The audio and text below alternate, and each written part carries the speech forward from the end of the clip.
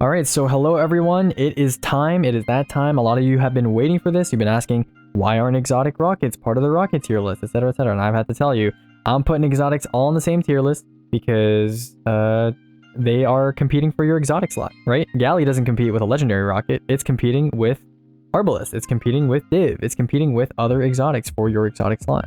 So that is why I'm tiering all the exotics together today. Now, to be clear, before we get into the thick of things, my exotic tier list is going to be strictly for endgame content overall. So that includes speedrunning, low mans, day ones, master raids, etc., etc. Anything where you are putting your life on the line, or you are trying to go as fast as possible, you're trying to put your best foot forward, you are sweating, you are trying hard. And so this is not to say that most of these exotics are unusable or that you're throwing by using them. Most content, as a reminder, in Destiny can be completed with no exotic or a bad exotic. So not to worry in that regard. This is just for those of you who are wondering what I think about what are the best uses of your exotic slot in 2023 Destiny during Season of the Witch. So I think that's all I have to say about exotic weapons. Let's get started with Ace of Spades. Ace of Spades is a 140 hand cannon, and it's pretty obvious it's strictly designed for PvP. I mean, this thing does have Firefly, and it does have like a pseudo version of Kill Clip that lasts for 6 shots. However, that's not very useful in PvE. We're going to throw it in the D tier. It's a waste of an exotic slot, and to be honest with you, you'd probably be better off with something like an explosive payload hand cannon to 2-tap stun overloads in case you are using a hand cannon for that purpose. That would be even better than Ace of Spades, which does not have explosive payload. Okay, moving on, we have Ager's Scepter. Ager's Scepter is a stasis trace rifle, one of the only trace rifles, the only 2 trace rifles in the kinetic slot.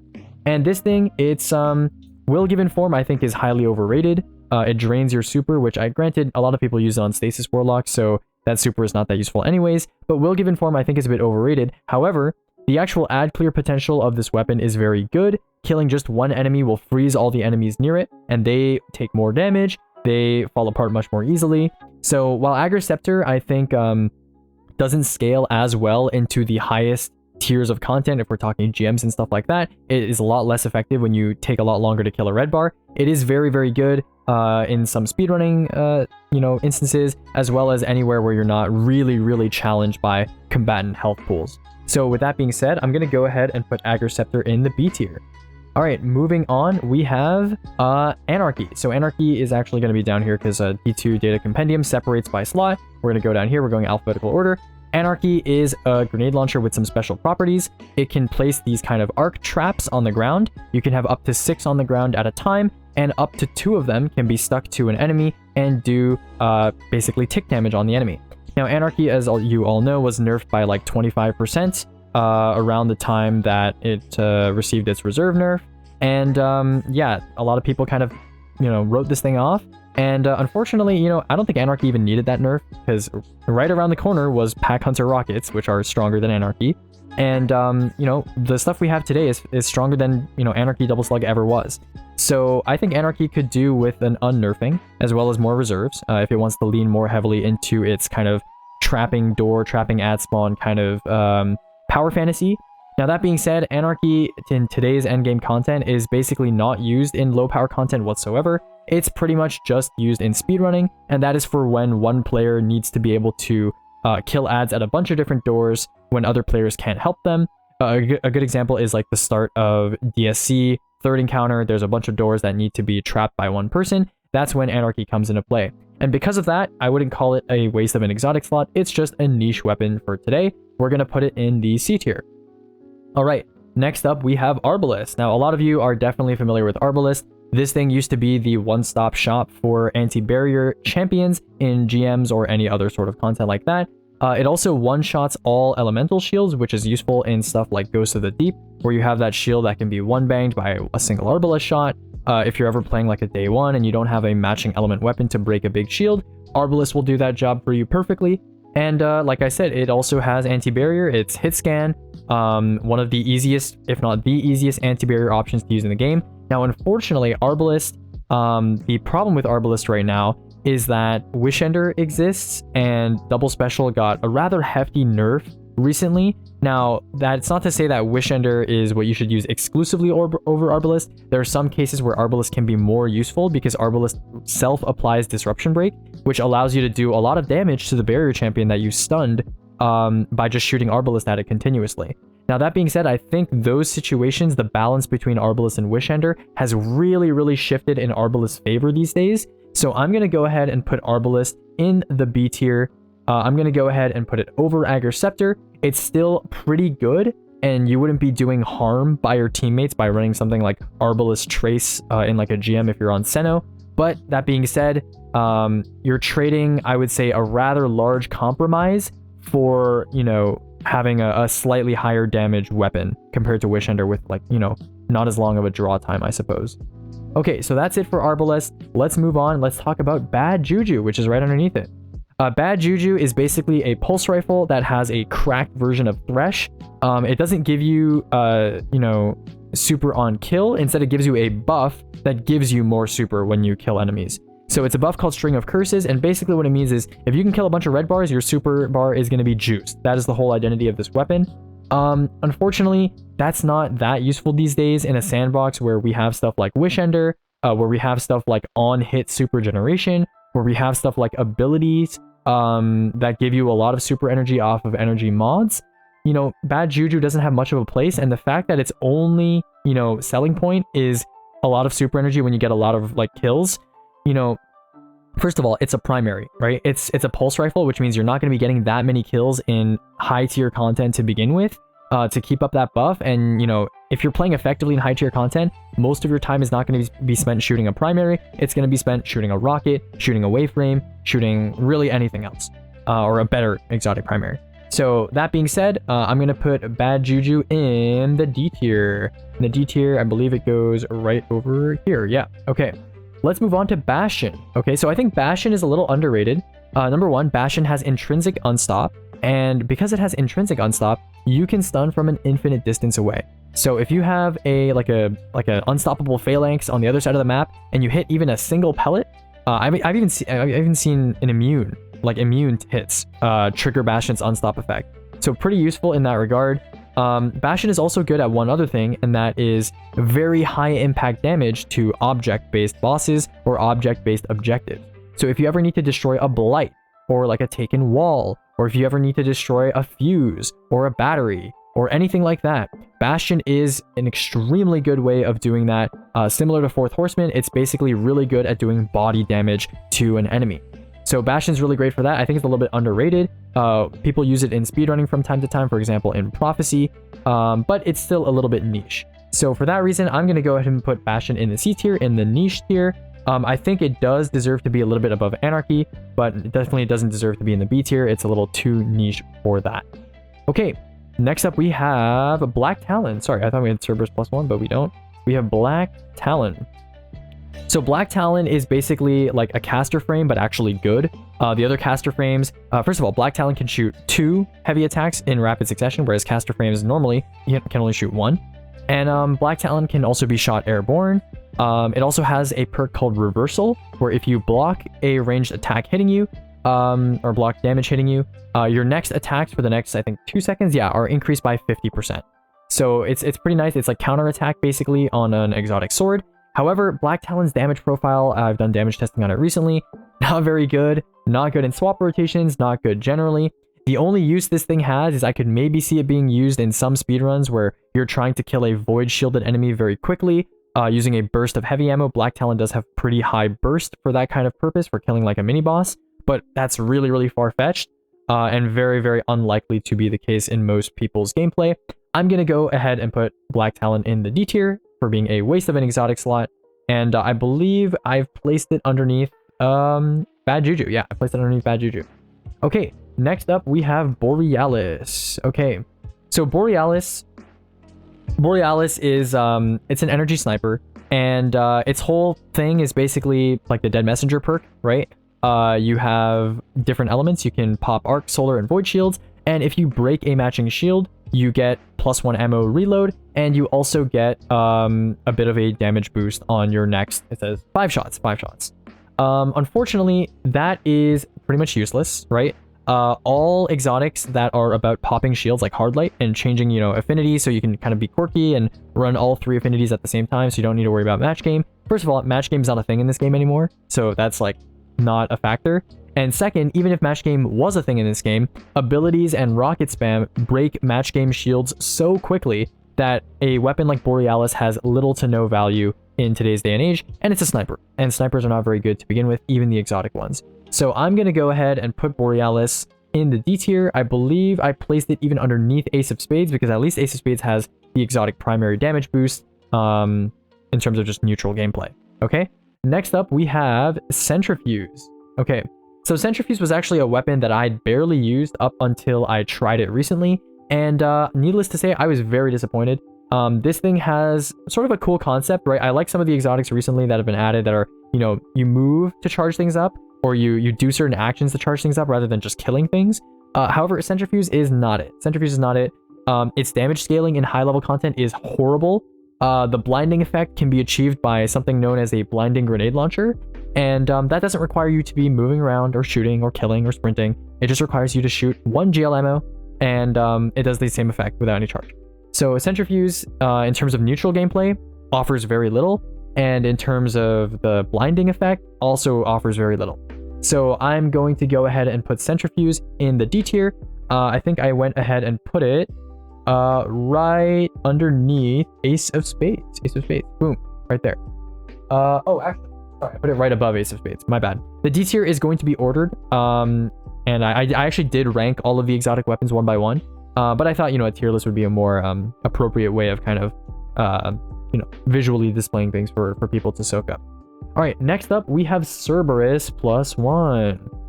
So Cerberus +1 is basically a shotgun auto rifle. It's a quad barrel auto rifle. This thing, you know, back in the day before like Touch of Malice got its buff, it was one of the higher DPS primaries out there. That being said, it's not very good for anything besides that. I mean, it's basically, that's its entire exotic functionality, having more barrels. Some people use this thing with like, you know, Whisper of Shards, Whisper of Rhyme, Overshield builds on Titan. I really don't think that's a good use of an exotic, especially nowadays we have better exotic primaries that synergize with Strand. So I'm just going to go ahead and put Cerberus +1 in the D tier. Certainly better than some of the bottom stuff down here, but I'm going to go ahead and put it... where did I place this? I think I placed it right over here. Yeah, Cerberus +1 is going to go right underneath Black Talon and above Centrifuse. Okay, moving on, we have Cloudstrike. Now, in my opinion, this is probably the first one that's going to ruffle some feathers. Cloudstrike is one of the most overrated weapons in the game. Cloudstrike, in terms of raw DPS, is not very good. A lot of people think that it's a premier DPS option with its Lightning Strike if you have like a div. It is not. It's not very good. It's not very good in the context of a rotation. It's not very good in the context of just doing damage by itself. I certainly don't think it's worth your exotic slot. So yeah, as the D tier suggests, we're going to put it in the D tier. If you want more information on the raw numbers, my DPS spreadsheet has data on how much DPS Cloudstrike does, but I'm going to save you the time and just tell you it's not that good. It's kind of disappointing. That being said, it is better than most of the exotics in the D tier, and I'm just going to put it at the top of the D tier for now. And let's move on and talk about Coldheart. So Coldheart is an arc trace rifle, and basically how Coldheart works is when you shoot enemies, you get energy. And when you have energy, you basically generate ionic traces. It basically shits out ionic traces when you kill enemies.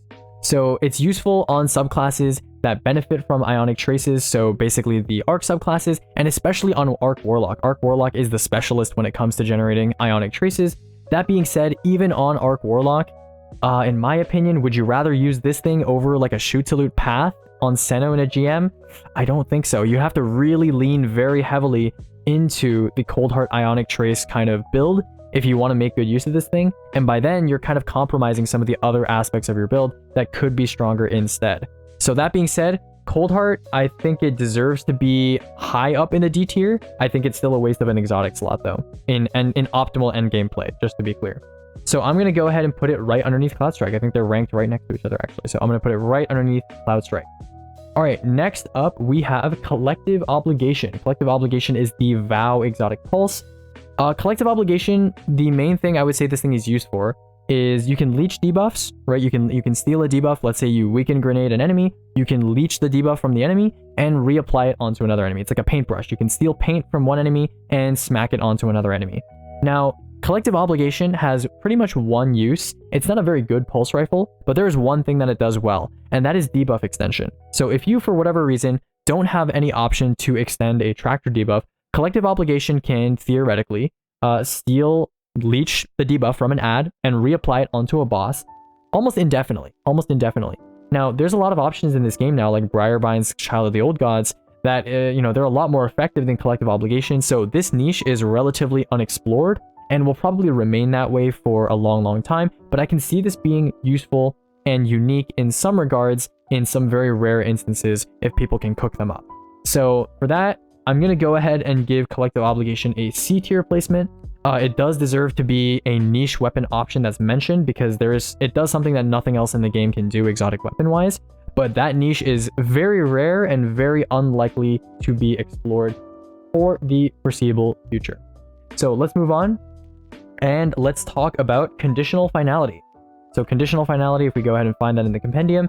Now, okay, this is also probably going to make some people a little disappointed, but Conditional Finality is basically a 2-burst aggressive shotgun, has 2 in the mag. The first shot freezes if you hit most of the pellets, and the second shot ignites.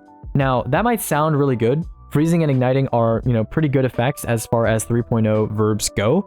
However, there's 2 things that you need to know. Number 1, freezing and igniting both share the same champ stun property.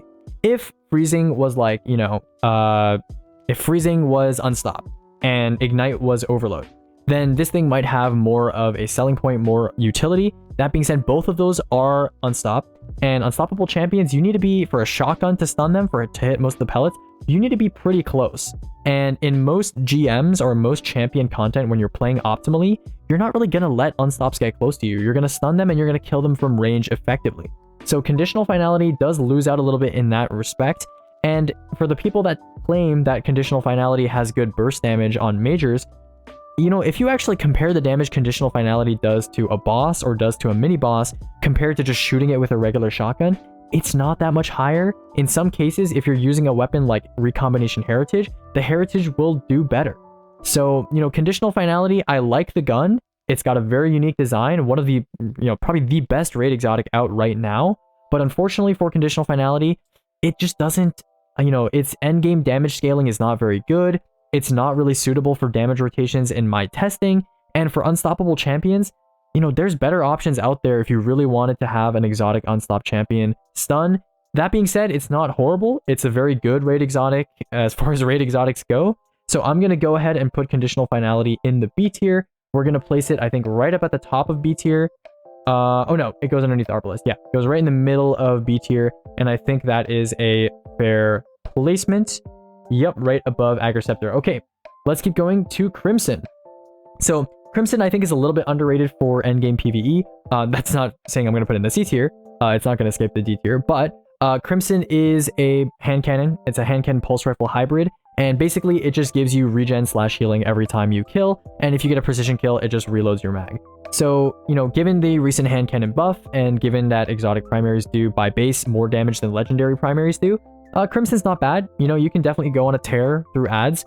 That being said, it is an exotic primary that inherently focuses on staying on your primary.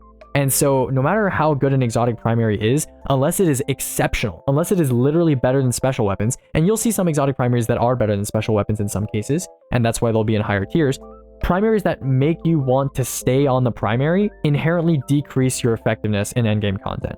So for that reason, we're going to go ahead and put Crimson in the D tier. It's going to be somewhere mid D tier, I believe. I think it goes somewhere around here, according to the placements. Yeah, I think right about here is where we put Crimson.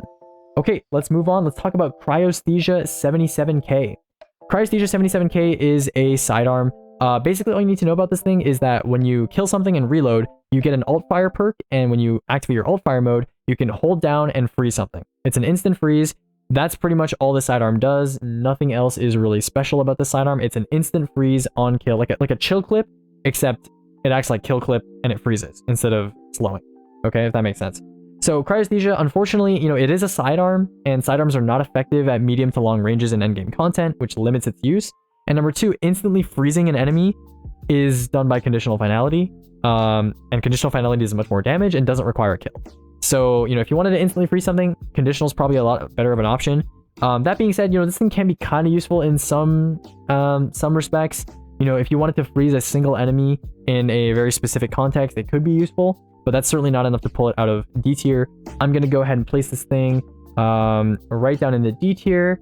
I do not know whereabouts we put it. I think we put it right here, if I'm not mistaken. Yeah, right here underneath Cerberus, but above Centrifuse.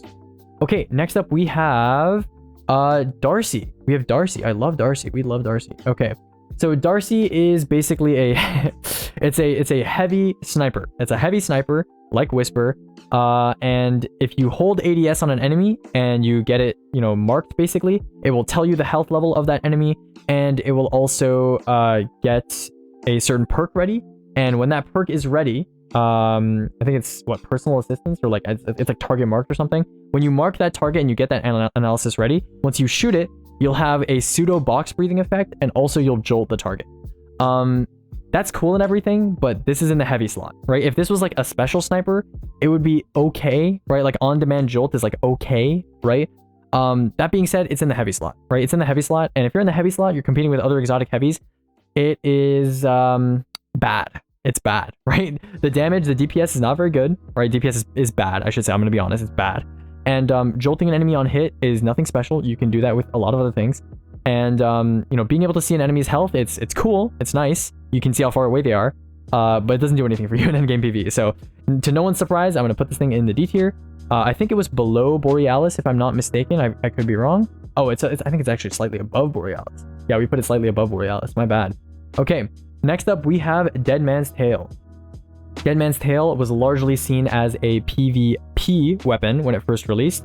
But now, you know, the Catalyst gives it a fire rate increase. I believe it goes to a 150 RPM scout rifle, and it got craftable. So it has some nice perks. Notably, it has Shoot to Loot. Shoot to Loot's pretty nice. And Cranial Spike still stacks damage on hit, whereas in PvP, they got rid of that. So, you know, it still exists largely in the same form that it did, you know, way back when it first came out for PvE. Except now it has a fire rate increase on 5 Cranial Spike stacks, and it has Shoot to Loot, which makes it okay, right? It's not horrible. I'm gonna go ahead and put this thing in the D tier. It doesn't do anything special enough as an exotic primary to lift it above waste of an exotic slot, but I think it's, you know, it's not a horrible exotic primary as exotic primaries go. I think we put it right above, I think it's right above Cerberus +1, if I'm not mistaken. Yes, it's right above Cerberus +1. Okay, let's keep going and talk about Dead Messenger. So Dead Messenger is a little bit unique because Dead Messenger is a waveframe, and waveframes already exist in Destiny 2, largely in the same form. However, Dead Messenger is a little worse and a little better. It has a wider wave, which means you can kill enemies that are more in like a circular group, which some of the, you know, a lot of spawns in Destiny are circular. And whereas, you know, something like Forbearance has a much longer wave, right? So Forbearance is probably better for dealing with stuff like spawn doors, spawn alleys. Dead Messenger is more better for dealing with, you know, circular spawns of ads or just clearing ads that are in large groups. Now, that being said, Dead Messenger does not have chain reaction, and Forbearance does. So unfortunately, a lot of the time people are going to prefer Forbearance for its longer wave and chain reaction over Dead Messenger. That being said, Dead Messenger did recently become craftable, and so it does have demo. It is the only energy waveframe to have demo, so that is a pretty useful perk. And you know, I'm not gonna leave it in the D tier. I think Dead Messenger does have some use. A lot of people consider it to be the best Empyrean waveframe if you're on something like Sunbracers, because it is better at killing ads outright than something like Explosive Personality, and it also has demo. So for that, you know, I think it is niche. It's very, very niche. It's certainly, I would consider it an alternative and not a mainstay pick.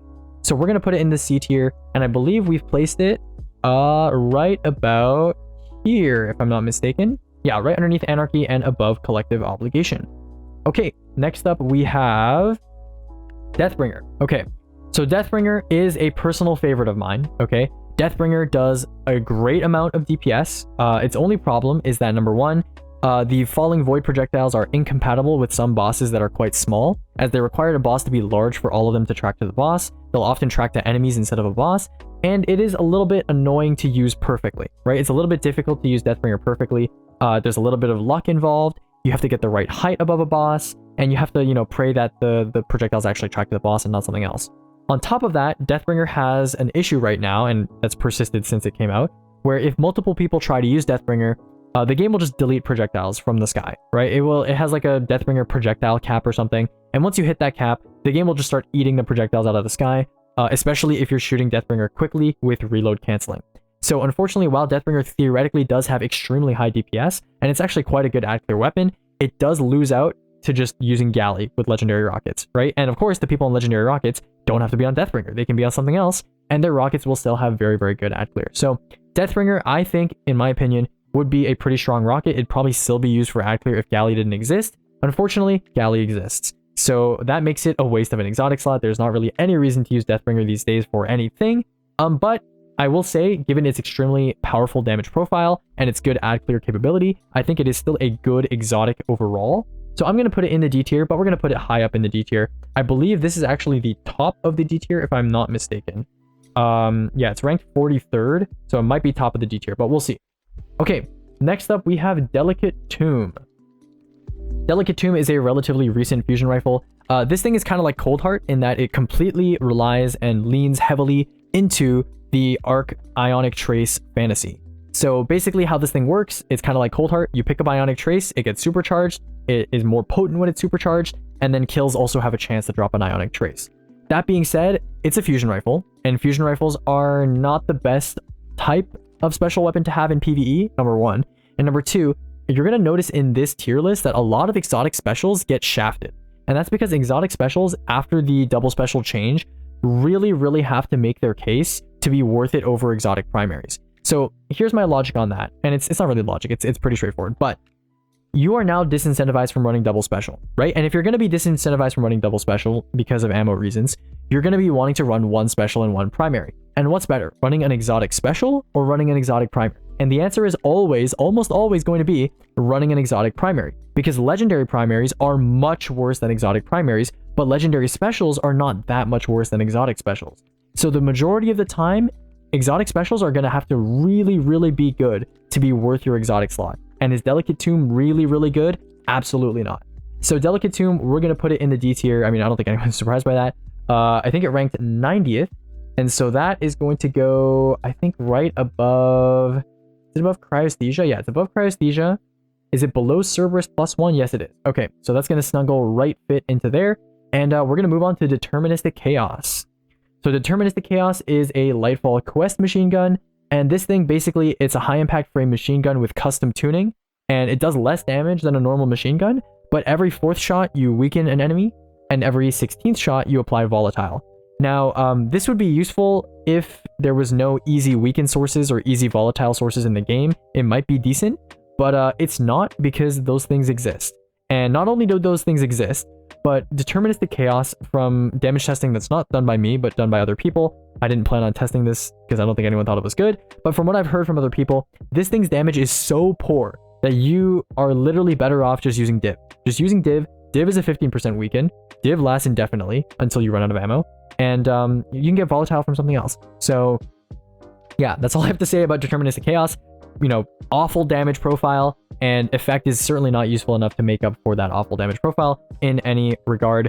I think this thing is ranked 103rd, which is going to put it underneath Ace of Spades, but I believe above DARCI. Oh no, it goes right below DARCI. Yeah, it goes right below DARCI. DARCI's 102nd. Okay, let's keep going and let's talk about Devil's Ruin. Devil's Ruin is basically a fusion rifle sidearm. You just hold left click and it releases a burst, and that burst is unstoppable. That's basically all you need to know about the weapon. There is not much special about this weapon besides that. And so basically we're just going to treat it like an intrinsic unstopped sidearm with like a burst that does okay damage, right? So that's not bad. I'm going to go ahead and put it in the D tier, and we're going to put it, I think, 79th. I'm not sure where that is in the list. I think it's above DMT, but below Black Talon, if I'm not mistaken. I was right. Yeah, it is above DMT and below Black Talon. Okay, let's move on to Divinity. All right, so Divinity, what a fall from grace. Divinity, my ranking of Divinity will probably be understood a lot better by endgame players, and probably pretty shocking to a lot of players that don't do endgame a lot. Divinity is used extremely infrequently by endgame players that are playing optimally in 2023. First of all, the power weapon of choice for most endgame players these days is not a linear, so you don't need an easy to hit crit. Second, Divinity is now a 15% weaken in a sandbox where we have indefinite tractor extension. We also have Rapid Fire Ranger this season, but that didn't factor into my consideration. But regardless, Divinity is basically an overload gun now. It's an overload gun. It's almost never used for boss DPS in teams that are playing endgame content. It's good in some GMs, right? It's good in some GMs where you want to use an instant overload weapon, and you can still use something like a rocket. But it's basically just an instant overload stun now. And it's restricted to GMs. It was largely like that even like half a year ago. And even before the div nerf from 30% tractor was still a better choice, but that nerf really stomped it into the ground, and Divinity, as it is today, is a lot worse than it used to be. So I'm going to go ahead and put Divinity in the B tier. It's individually capable. I would consider it, it's definitely the best overload option that we currently have. It's the best intrinsic overload option that we currently have, especially in team settings. That being said, that's all it has going for it. It's not a really good boss debuffer in endgame content. Sure, people use it in LFG runs because it's the easy choice, but we're talking endgame here, so I think it deserves to be in the B tier. That being said, in the B tier, it is ranked 14th, and that's going to place it, I believe, above Conditional Finality, but below Arbalest. Okay, moving on, we have Duality. Okay, so Duality is, I think, a little bit underrated for PvE because of On Black Wings. On Black Wings is a perk that basically means that you can get pellet kills with this shotgun. And when you have those pellet kills and you stack them up nice and high, you can get up to a 55% precision damage increase. And now that seems pretty high. That's, it's a good exotic damage perk. But the main draw of Duality is that when you are doing damage to a boss, it refreshes the timer of the perk. So it's not kills that refresh the timer, it is damage. So as long as you are doing precision damage to enemies, this timer will continue to refresh. So it's basically like a slug/pellet shotgun, which has a 55% indefinite damage perk as long as you are hitting crits. So if double slug were meta right now, and double slug rocket were dominating DPS rotations for the most part, Duality would be pretty good. I would probably give it maybe C or B tier. However, double slug rocket loses consistently to double pellet rocket. It also loses consistently to Izzy GL rocket. So there is not really a reason to use Duality for damage rotations. It's nice. It's better than Sojourners if you're not using another exotic like Galley. But that's kind of where the buck stops for Duality. We're going to put it in the D tier. And because its niche is basically irrelevant at this point, I've placed it at 93rd, which is right above Delicate Tomb. No, below Delicate Tomb. Sorry, below Delicate Tomb. And I believe it is above Cryosthesia. Yeah, that's correct. Okay, let's keep going and let's talk about Edge of Action. So Edge of Action is pretty cool. It's a glaive, but at full energy, you can do an alt fire mode and make a little bubble, like a little tiny version of a bubble near you. This bubble is cool. It interacts with objects, the environment, and melees much like a normal bubble would. So it's useful for those things. However, the things that you can do inside of a bubble are not very relevant for the most part. I believe the overshield that you get from it can be used for something like shotgun use. So someone told me recently in my comment section that you can use Edge of Action on a subclass that's not Void, and you can use it to do no backup plans damage. So that's like the only thing that really I think is relevant on Edge of Action. I mean, you could use it in a GM to like create an area of protection, but there's much better uses for your exotic slot than that. So I went ahead and ranked it 55th. It is in the D tier as waste of an exotic slot, but it is pretty high in the D tier. I think we placed it... dude, where do we place this thing? I think it was like here maybe, because it's what? Crimson is 60th and Edge of Action I placed it 55th. Yeah, so there, yeah, it goes right there. All right, perfect. Let's move on from Edge of Action and let's talk about Edge of Concurrence. Edge of Concurrence, I was told this thing is pretty good in Gambit for anti-invading and for invading. It's basically like a free kill. However, unfortunately, this chain lightning effect that it has is not very potent and requires a full charge of a glaive. So, for hitting an enemy, 4 times with a glaive and then turning that into a little bit of chain lightning, there are other weapons that do that and don't require you to hit an enemy 4 times with a glaive. So Edge of Concurrence, pretty irrelevant in PvE, especially in endgame PvE, I would say. I think I've ranked it 91st, which puts it right above Duality, if I'm not mistaken, and right below Delicate Tomb. Yeah, all right. moving on, let's talk to Edge of Intent. Edge of Intent is the same thing as the previous two glaives. It makes a healing turret. Makes a healing turret instead of a bubble or instead of doing chain lightning. And the healing turret is not bad. You know, stat-wise, it, you know, gives you 75 HP, starts your regen, not bad. However, when we tried using this healing turret in some damage testing stuff, it seems to be rather inconsistent with targeting players. And also, it's not that useful. It's not that useful. It's like, it does the job of like a healing rift, except it requires you to use an exotic glaive and requires you to hit an enemy 4 times with the glaive and then consume all your energy. So kind of a waste of time. Doesn't really fit in today's sandbox. I mean, it's quirky. I might see it used in some very unique strategies where you can, like, I don't know, shoot the turret and then figure something else out so that you're alive during damage and you don't have to use it well or something. But I don't know. As it stands, this thing doesn't have really any relevant use in endgame PvE. I put it at 104, which I believe is somewhere down here. I believe that's right beneath... Oh no, that's even further down, actually. Sorry. Is that below DARCI? That is below DARCI. Is that below Deterministic Chaos? That is. So it's right underneath here. It's 104 underneath Deterministic Chaos. Okay. Moving on. Let's talk about Eriana's Vow. Okay. So Eriana's Vow, this one's probably going to be higher than some people are expecting. Yeah, maybe a little bit higher than some people are expecting. So first of all, Eriana's Vow is intrinsic anti-barrier. Used to be the anti-barrier choice for a lot of players before Arbalest got its buff/change. Unfortunately, it does not one-tap GM barriers. I hope they buff it so that it does. I think that'd be cool. Eriana's Vow, besides that, it's very good at certain things. It's classified as a sniper for certain instances, so it's really good at destroying oracles in Vogue with disruptor mods. It's also very, very good, I would say, at getting a Verity's Brow stacks. So Eriana's Vow is very, very much a specialist weapon. It's very much a quality of life / feel good weapon, and it's not so much of a raw, effective, exotic effect. If you just read it on paper, it's not too special. But given what it's used for and what it's useful for in like speedrunning, I would say it deserves to be in the C tier. I think it's a niche option. And, you know, who knows? We could see it return for, you know, for a barrier option in GMs or champ content in the future.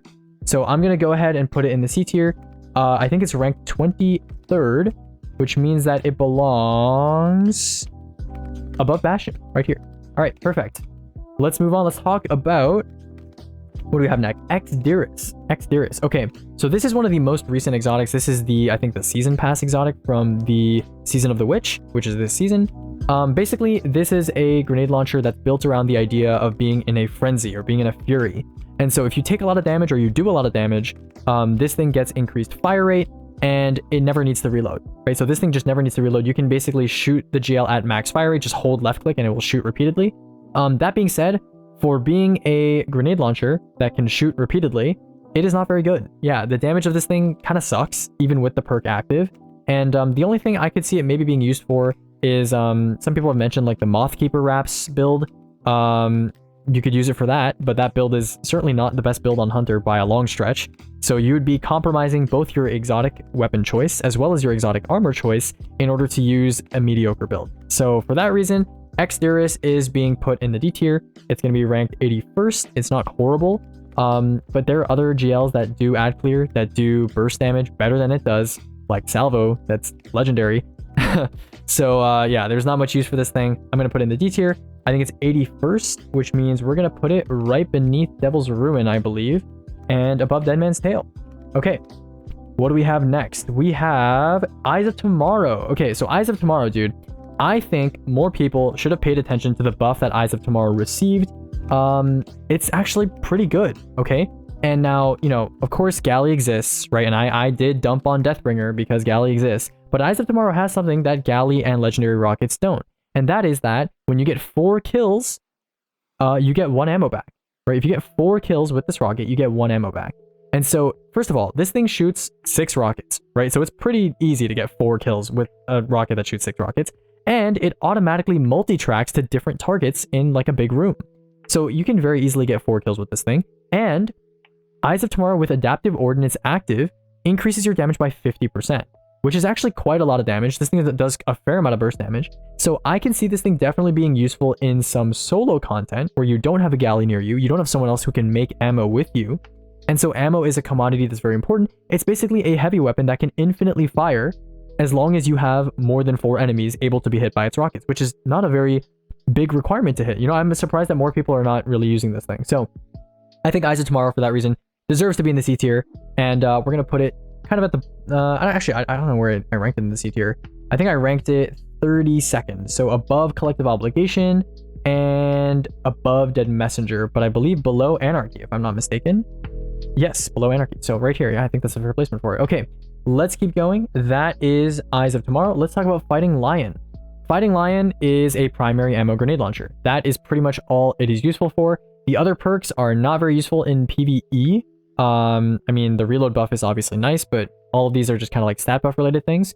And yeah, I mean, you can get like an auto reload from Chimera, but that's pretty much it. Or is that Thin the Herd? I'm not sure which of the perks that's named. But Fighting Lion, yeah, there's nothing special about this thing. I mean, if you want an exotic primary that does splash damage, there's like 10 of them that do it better than Fighting Lion. And Fighting Lion tends to have, you know, worse artifact support for stuns. Yeah, its damage is not supremely high or anything. The greatest thing this thing accomplished in the last year was like doing a lot of damage to like the, you know, the Hypernet Current boss. Yeah, that's pretty much the only thing Fighting Lion has been used for in endgame content as of late. Yeah, we're gonna put it in the D tier, and I think I gave it 99, which I'm gonna have to figure out a system for figuring out where everything stands. But yeah, that's right beneath Ace of Spades, I believe. Yeah. Okay.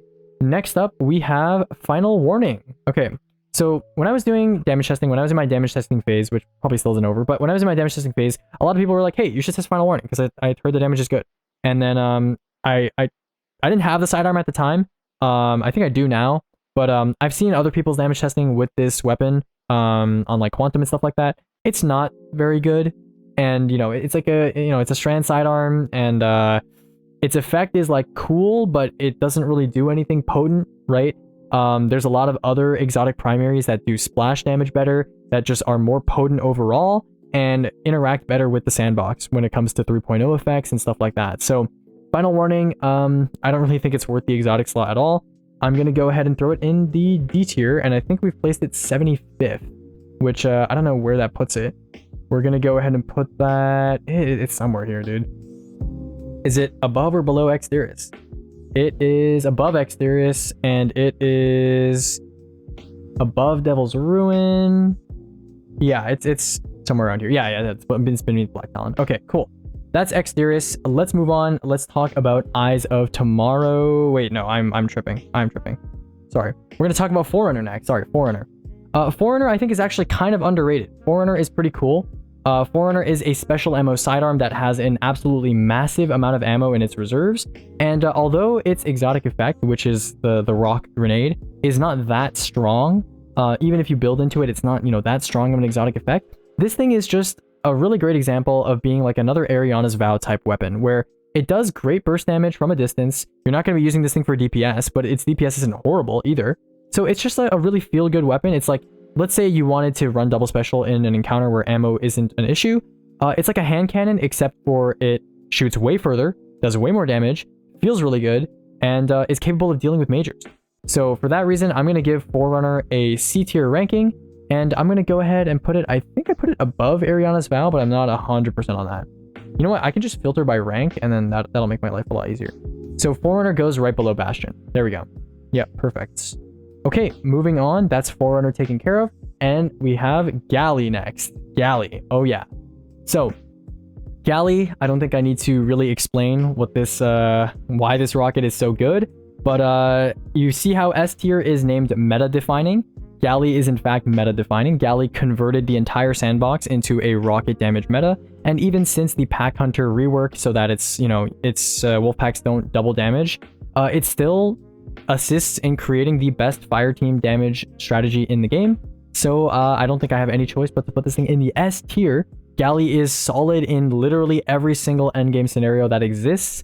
The only one that you wouldn't really use it in is in solo or like duo content, which is, you know, I think it's pretty fair, right? I mean, a lot of exotics aren't good in only solo content or in only duo content. So I think Galley deserves to be solidly in the S tier. I believe it is ranked first. Yep. This thing is the most meta-defining weapon in the game. Okay, moving on, let's talk about Grand Overture. Okay, Grand Overture. Grand Overture is quite overrated, in my opinion. Grand Overture, it caught on kind of because of Caretaker. It's used in one floor. It was used in one floor Caretaker, I should say. It is one of the highest burst damage weapons in the game. However, there is something you should know about Grand Overture. Number one, yes, it does a lot of damage up front, right? It does a lot of damage up front. However, that damage takes a while to do because it's a missile volley. It's not just a projectile, right? If Grand Over just shit out all of its damage in a single rocket or something like that, it would be very good. However, it's a volley. It's a volley, which means you have to be on the weapon for a while before you can swap off. Whereas a weapon like Parasite, you can just shoot the weapon and switch off instantly. So because of that, Grand Overture actually loses to Parasite in terms of swap DPS, raw swap DPS. That's number one. And number two, Grand Overture's total damage actually isn't even that high. Grand Overture's total damage is the same as doing a Parasite with times 20 Worm's Hunger, as well as a times 0 Worm's Hunger Parasite. If you add those two together, it's almost exactly the same amount of damage as Grand Overture does in its entire volley, and you can shoot 2 Parasite shots very easily in the amount of time that it takes for an entire Grand Overture volley to go off. So for that reason, Grand Overture is largely overrated. However, I think it still does have a niche that makes it better than something like Deathbringer. You would use it in some cases, and so I'm going to put it in the C tier. We're going to put it nice and solid in the C tier. I think I ranked it 41st, and so 41st, if I go ahead and sort my list, that's going to put it at the bottom of C tier. There's going to be one more weapon underneath it, but it's going to be in the bottom for now. Okay, next up we have Graviton Lance. So Graviton Lance had a glow up recently. It was semi-recently buffed to do a lot more damage, but at the end of the day, Graviton Lance is basically a pulse rifle that makes like a little black hole. When you kill an enemy with it, the black hole sucks enemies in, and it does some splash damage to them. And that's pretty much all it does. That's, you know, Graviton Lance doesn't do much besides that. It doesn't, you know, apply volatile, it doesn't weaken enemies, it doesn't do anything of the sort. It's basically just an exotic primary that does a little splash damage after you kill an enemy. So unfortunately, there are exotic primaries that do a lot of splash damage and kill enemies very quickly, and are safe to use from a distance, and don't require a kill, right? They apply an effect on hits, right? Or they apply an effect from they carry it over from a previous kill. So, you know, Graviton Lance, for that reason, it's pretty solid, right? It's one of the better exotic primaries in the game for sure, no doubt about that. But it is in the C tier. It's definitely, you know, an alternative, I would say, to some of the other exotic primaries that we're going to talk about that go higher than this. So it is ranked 26th. 26th means it is going to go underneath Eriana's Vow, but above Bastion. Okay, moving on. I think we've talked about Graviton Lance enough. Let's go to Hardlight. Hardlight, I don't think I need to say much. Its exotic perk, which is, you know, changing elements, is not useful anymore, like I've said, on Borealis. And it's an auto rifle, which means it does very poor damage. You're not going to be ricocheting off the ground and off the walls to do more damage to enemies using Hardlight in any endgame content of the sort. Kind of a joke. And yeah, I think that's pretty much all I have to say about Hardlight. Has nothing much going for it. It's just an exotic primary with an outdated quirky perk. So I'm going to put Hardlight in the D tier. I think it's ranked 101st. And 101st is going to score a spot right underneath Fighting Lion. Alright, and let's move on. So next up on our list, we have Hawkmoon, another exotic primary. Hawkmoon, most people see this as a PvP exotic rather than a PvE exotic. That being said, it's paracausal shot stacking. It's not a horrible perk to have in PvE. Unfortunately, it does not stack with Lucky Pants, which would be pretty nice to have. However, you know, it doesn't stack with Lucky Pants. It's not bad for dealing with majors though, right? Like if you can hit your shots, you can stack up the perk. The paracausal final shot does fairly decent burst. It'll one-shot most majors, even on like a day one. You know, you probably do a fair chunk of a major's health, if not one-shot it. So it's not horrible. That being said, if you want an exotic primary that builds up charges and does a lot of damage after it builds up those charges, there are much better exotic primaries to use than Hawkmoon. So while I do think it's probably underrated for PvE, it's not good by any means, especially in endgame content. So I'm going to go ahead and rank this thing 70th in the D tier. And a rank of 70 is going to place it right underneath Black Talon. Ta-da! Alright, excellent. So now that we're done talking about Hawkmoon, let's talk about Heartshadow. So I did make a video recently that brought some people's attention to Heartshadow as a debuff extension option on Crota in Crota's End. However, it's, you know, that's like the only thing it's good at. Like I don't see where else you'd ever use Heartshadow. It's cool. I like the exotic idea. It's a nice exotic. But I'm not going to put it anywhere above C tier. It's niche. It is used in endgame content. That is true. It is used in endgame content on Crota. However, that's about as good as it gets. I mean, it has the invis on command, which is something that I don't think any other exotic can say. All the other exotics require kills. So, yeah, that's kind of unique, I suppose, and it applies weakened. But, you know, that's all I can say for it. You know, it's not a very useful effect in most cases, and it's a sword, which is not the best exotic type to be for an exotic weapon. So I've gone ahead and ranked Heartshadow 39th, and 39, that's going to land at a spot right above Grand Overture, right there, boom. All right, let's move on. Next up, we have Heir Apparent. Okay, so Heir Apparent, I think a lot of people kind of rode the hype train for the Heir Apparent for DPS method, maybe like a couple seasons ago. I think the hype has died down a little bit, and I'm glad it did, because Heir Apparent is pretty bad for DPS. It's not very good. As far as machine guns go, I'd much rather have people use Retrofit over Heir Apparent. But that being said, you know, it does have a spun up arc shield, which is kind of a unique trait. You don't really see that on any other weapon in the game. Is that useful in endgame PvE? Not really. Does it melt like paper once you're in like a GM or something like that? Absolutely. Does it have any other exotic effect besides the arc shield that would be useful for anything? No. So for that reason, Heir Apparent solidly in the D tier. It is, you know, it does okay total damage, and it does okay damage. It's not horrible. So I did rank it at 66th, and so that's going to end up placing it, what's in rank 66 right now? Under Bad Juju, right underneath Bad Juju. Okay, cool, there we have it. Next up, we have Hierarchy of Needs. Okay, so Hierarchy of Needs, this might be a bit of a controversial pick. A lot of people do like this bow, and once you get the ring set up, it is pretty cool. It is pretty strong. It does good burst damage once that guidance ring is set up. The problem is that the guidance ring takes charges to set up, right? And there are other exotics, other solar bows actually, Tiku's Divination, that only require a single hipfire shot that tracks onto enemies in order to cause a big explosion. So for the most part, Hierarchy of Needs, like I mentioned before when I was talking about other exotics like Crimson, requires you to play around the primary, requires you to be on the primary a lot to actually have its exotic effect become potent. And by the time you've actually set this thing up, you're probably better off using a different exotic primary that's more consistent and doesn't require you to commit to the primary as much as Hierarchy of Needs requires you to. So I'm going to go ahead and put Hierarchy in the D tier. It is near the top of D tier. Don't get me wrong. It is near the top of D tier. But is it a good use of your exotic slot in endgame content? I wouldn't say so. So Hierarchy of Needs is ranked 47th. So I'm going to go ahead and put it right underneath Deathbringer for now, I believe. Yep, right underneath Deathbringer.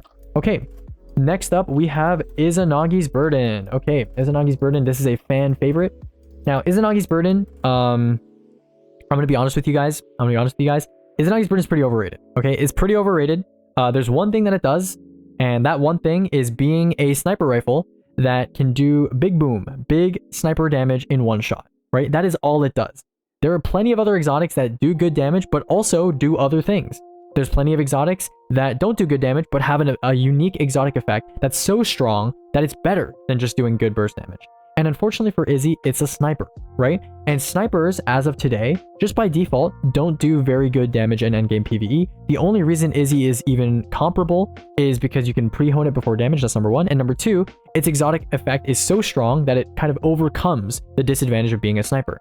That being said, if we ever get an exotic in Destiny 2, again, that does good burst damage and can be reloaded and rehoned kind of like Izzy can, it's over for Izzy. It's over for Izzy. If we ever get a shotgun that's like that, if we ever get a grenade launcher that's like that, hell, Tessellation was close to dethroning Izzy. I had a feeling that it could be done. The only problem with Tessellation is that it's a fusion rifle. So it does have a charge time. If Tessellation didn't have a charge time, it would have dethroned Izzy. Okay? So that being said, Izzy is what we have for now. It's a good range burst option. It's used in speedrunning to kill mages from a distance. It's used in damage rotations. You know, but that's all it's really good for, I would say. It's literally just a burst ranged option, which, you know, for an exotic, you can do better. So I'm going to go ahead and put Izzy. It's going to be our first A tier entrance. It has a powerful effect, a very useful effect. However, it's not very versatile and it's not very exotic as far as exotics go. Okay, next up we have Jotunn.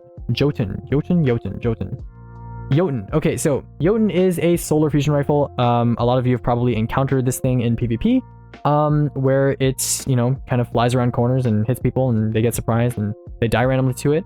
That being said, this thing is not horrible in PvE. It is a fusion rifle, one of the weaker, you know, weapon types in the game. However, it does have incandescent now, so it does interact with Solar 3.0, and the explosion is not, you know, it's not tiny, right? So it's not bad. And it leaves a little kind of like a sunspot on the ground. So it's decent. It does some splash ad clear. It doesn't require anything to wind it up or anything like that. Just kind of requires a an explosion, which is like it does no matter what. So yeah, fairly loose on Jotunn. I'm going to go ahead and rank it 88th in the D tier, and that's going to put it right underneath Cerberus, I believe, if I can find Cerberus right here. There we go. Boom, Jotunn is right there. And let's move on and talk about Lord of Wolves. So Lord of Wolves, I'm quite disappointed by, actually, because Lord of Wolves, they buffed it. They buffed its damage in PvE, and so I expected it to kind of, you know, be like a fourth horseman that does a little bit less burst damage, but kind of, you know, has more ammo and is more, you know, more of a, like a sustained damage option, right? And then I tested Lord of Wolves for DPS, and by God, this thing is a stinker. This thing is real stinky, okay? So I'm gonna go ahead and put Lord of Wolves in the D tier. I've ranked it 89th. I just realized I skipped a couple. Yeah, I was not supposed to go to Lord of Wolves, but that's okay. Well, I'll timestamp things correctly. It's all good. And you know, everything I've said about Lord of Wolves is true. I didn't read the wrong description or anything, so I think we're good. Yeah, besides that, Lord of Wolves, there's literally no reason to use this thing. Its exotic effect is I do more damage, but I still do less damage than Horseman, so you know, I'm not very good. So we're gonna go ahead and put Lord of Wolves right underneath Jotunn and call it a day. And this time we're gonna move to the correct exotic. We're gonna talk about Le Monarque next. Le Monarque is one of the better exotic primaries in the game. Its exotic effect is reminiscent of something like Osteostriga, where it applies a damage over time effect just for hitting an enemy. So that's really, really good. And it also spreads its poison just like Osteostriga does. The only difference is it's a bow. It's a bow. So intrinsically, it's going to do less damage than something like Osteostriga does. Osteostriga does actually do competitive damage on majors, mini bosses, and the like. Whereas, you know, Le Monarque as a bow is going to do less damage, even though it's like a safer option because you can do damage from a distance. The leg up that Le Monarque does have over Osteostriga, though, is that it has intrinsic overload, which, if you guys are aware, I'm sure a lot of you know this, overload bow is easily the most coveted overload option in the primary exotic artifact. Sorry. Seasonal artifact is what I meant to say. So, yeah, this thing is all the things you would look for in an endgame exotic primary. It's safe engagement distances, it has intrinsic exotic champion effect, and it also has a DOT that spreads, so it does splash damage, and it also does not require any kills. So this thing is really, really great. I'm gonna go ahead and put this thing in the B tier. We're gonna put it in the B tier, and I'm gonna go ahead and put it right underneath Ager's Scepter. So this thing is really only, you know, it's strong in champion level content, but in other content, you know, there's no really reason to use this thing, so that's why we're gonna put it in the B tier. It is an individually capable exotic weapon. Okay, Legend of Acreus is up next. Legend of Acreus is basically a big-ass shotgun. It's a big-ass shotgun in the heavy slot, and ever since it got Trench Barrel, it became competitive for damage. So Legend of Acreus is pretty good for damage. It has very good total damage as a result of having Trench Barrel, and Trench Barrel is a perk that synergizes very well with it because it shoots so slowly that meleeing and reload canceling doesn't lose you DPS, almost doesn't lose you DPS. Trench Barrel actually ends up being around like a 45%, I think, increase to DPS, where you'd think it would be less because you have to stop to melee. And this thing shoots so damn slow that it doesn't even matter, right? It's still like a 45% increase, which is almost 50, which is what Trench Barrel's base perk is. So Legend of Acreus, the only problem with it is that it's a shotgun and it requires you to be very close to a boss to use it. And its boss damage is, you know, it still loses to rockets, right? So that being said, there are some cases where if you're in solo or duo and rockets are not applicable and a boss is right in front of you, something like Ekthar, Acreus is a fan favorite for that. So I'm going to go ahead and put Acreus solidly in the B tier. I'm going to put it in the B tier, and I'm going to place it right underneath Arbalest, I believe. Yeah, right underneath Arbalest. Yes. So yeah, Acreus is pretty solid. Now you might be asking, you know, if Acreus does the best exotic heavy DPS in general, why isn't it higher? Well, there's another exotic that I'm going to talk about pretty soon, and that's going to explain why it's not in the A tier. And that is actually right underneath it, Leviathan's Breath.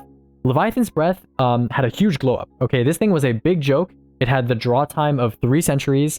It didn't have a lot of ammo, and you know, it kind of used to be just a joke, right? It had Unstop back then, but you know, it just was kind of a joke. Then its Catalyst came out, right? Archer's Tempo makes this thing way, way, way better for boss damage, number 1. And number 2, it applies Volatile. And number 3, it has 15 arrows in its quiver now, right? Which is really, really great. It increases this thing total damage through the roof.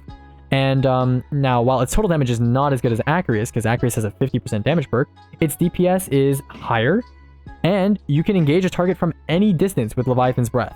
So you don't need to be meleeing a boss, you don't need to be in their face. Leviathan's Breath will do more damage than Acryus, and yeah, it's just phenomenal. It also has Unstop, it also applies Volatile, so this thing is way, way, way more versatile than something like Acryus. It can be used at a variety of distances, and yeah, I was kind of a Leviathan's hater at the start of this year, but you know, I think I've seen the light. I did my damage testing, and it's even used in speedrunning currently on Air Ute for an Air Ute kill, so yeah, pretty awesome. I'm gonna go ahead and put Leviathan's Breath in the A tier, right underneath Izzy.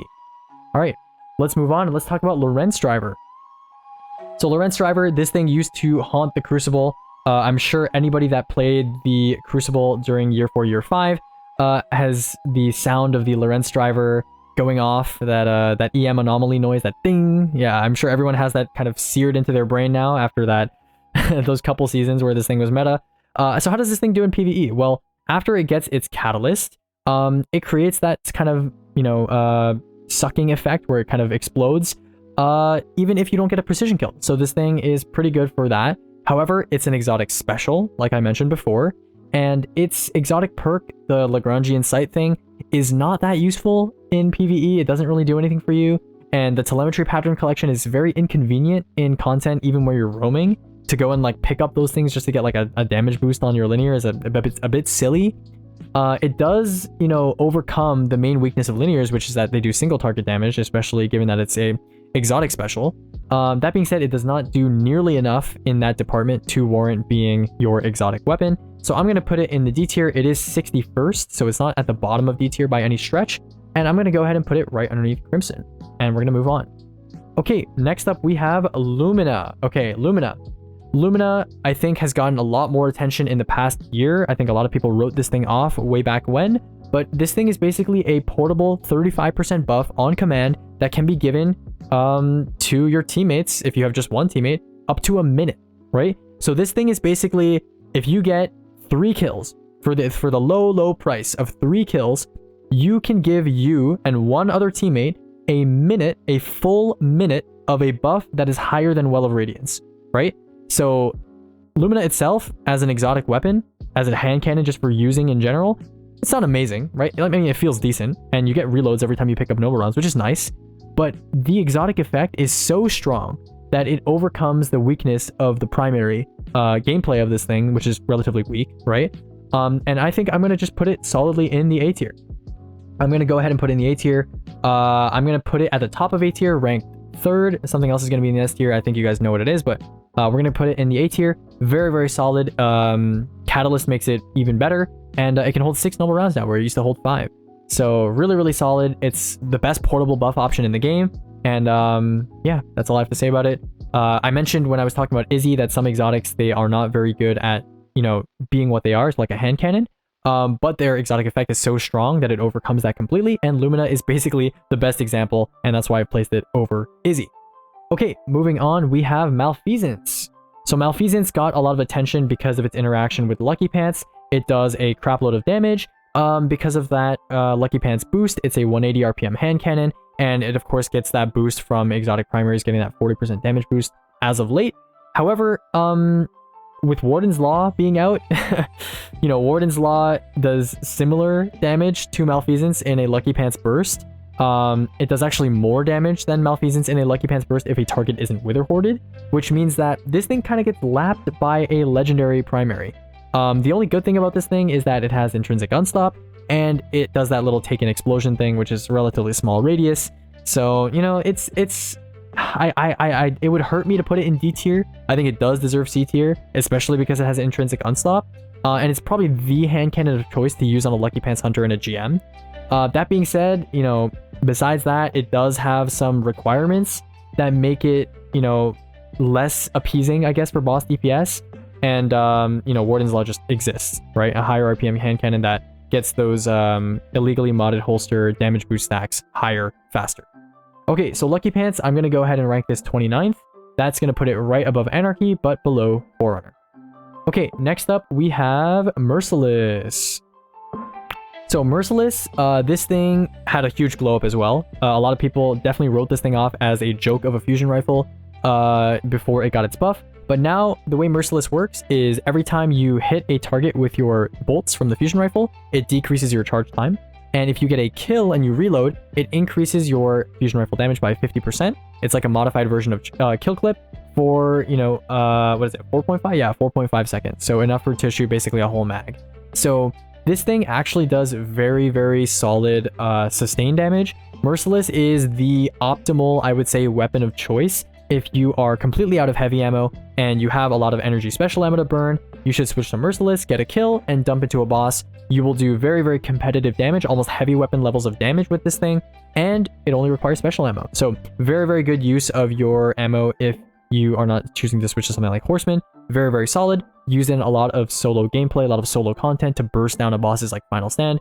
It was famously used in solo Nezarec, World's First, for example. So I have no choice but to give this thing a solid, I think we gave it a B tier. Yeah, a B tier. I'm going to put it right underneath Divinity, and we'll call it at that.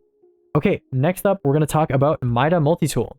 Mida Multitool is basically a scout rifle that is designed for PvP. It has radar perks, aka PvP. It has movement perks, which are, I guess, both, but, you know, mostly PvP. And you have kind of like the Memento Mori perk, or not Memento Mori, the Ace of Spades perk, where you can, you know, ADS and still have your radar.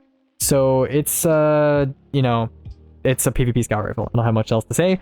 I'm going to go ahead and put Mida in the bottom, the depths of the D tier. We're going to put it at the bottom of the D tier for now. There's more that's going to be below it, but we're going to put it at the bottom for now. Okay, next up we have Monte Carlo. Monte Carlo is an auto rifle. Now, the only special thing about this auto rifle, it doesn't do splash damage very well. The only thing good about this auto rifle is that it's good at returning melees, right? So we have a lot of exotics in Destiny, or a lot of weapons in Destiny that are good at returning your grenade. Monte Carlo is good at returning your melee. So in builds where you really want high melee uptime, Monte Carlo can be useful for that.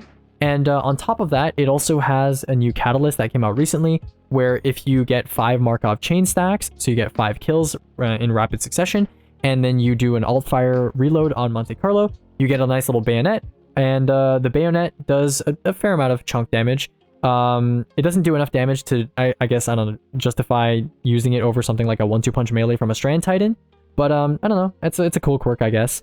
I ranked Monte Carlo actually in the C tier because I think it does have some use in the melee regenerating aspect. That is a unique niche that I think no other weapon really fills right now. Even pugilist weapons don't really do that as well as Monte Carlo does. And so if you're not using your exotic weapon for something better, for your melee build, Monte Carlo is a fair option that I think does deserve a shout. However, it is going to go at the bottom of C tier. I think Monte Carlo was in fact the cutoff weapon when it comes to being a waste of an exotic weapon or not.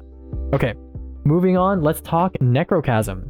Necrochasm is of course our most recently released exotic weapon from a raid, and this thing is basically I don't know, it's all right.